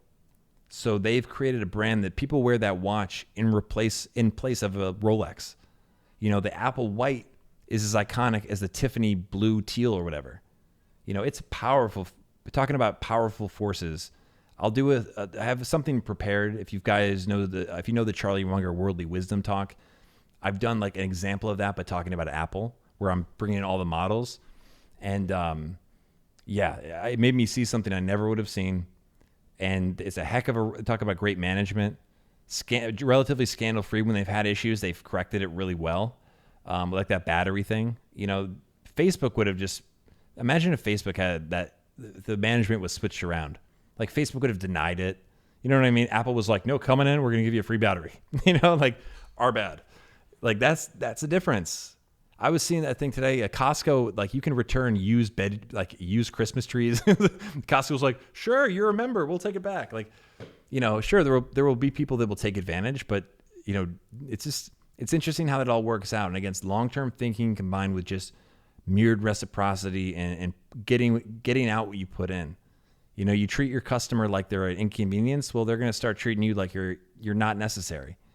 I should just stay in here till no one's here. And you're not even a customer. But it's just it matters. You know what I mean?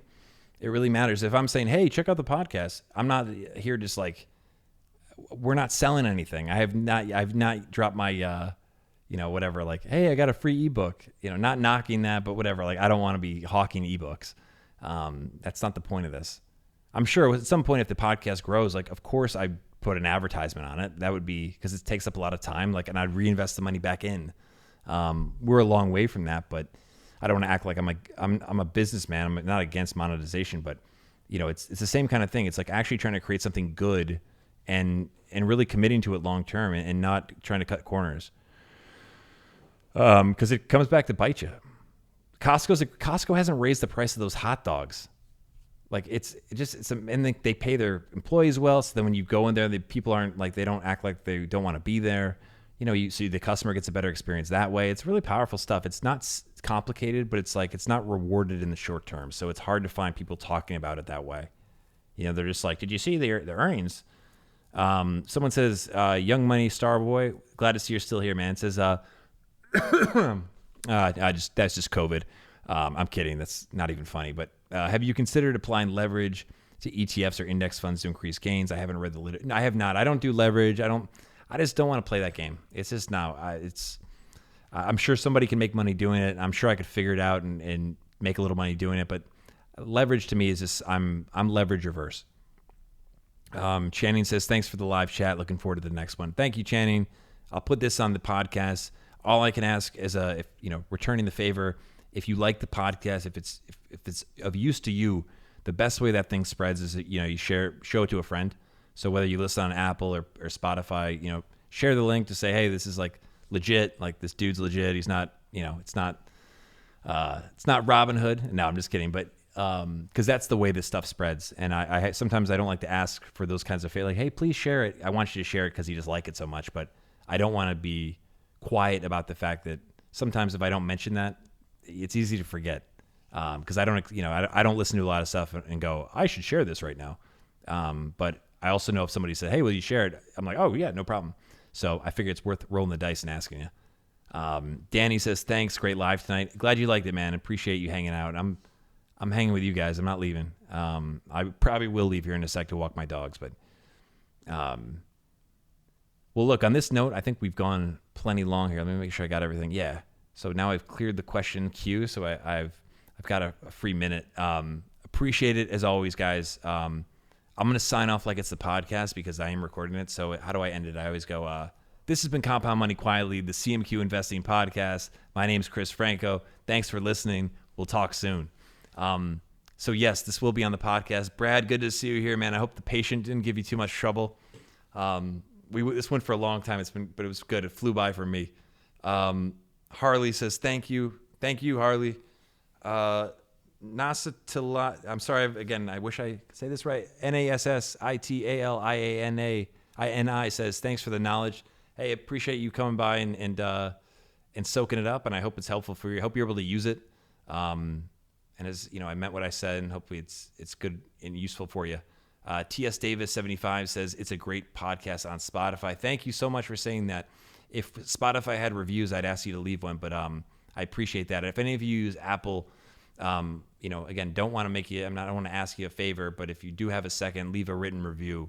Those go a long way. And I think it's important that something that's being done and it's earnest and it's well-intentioned, it's actually I care about what you do with the information and that it works out for you.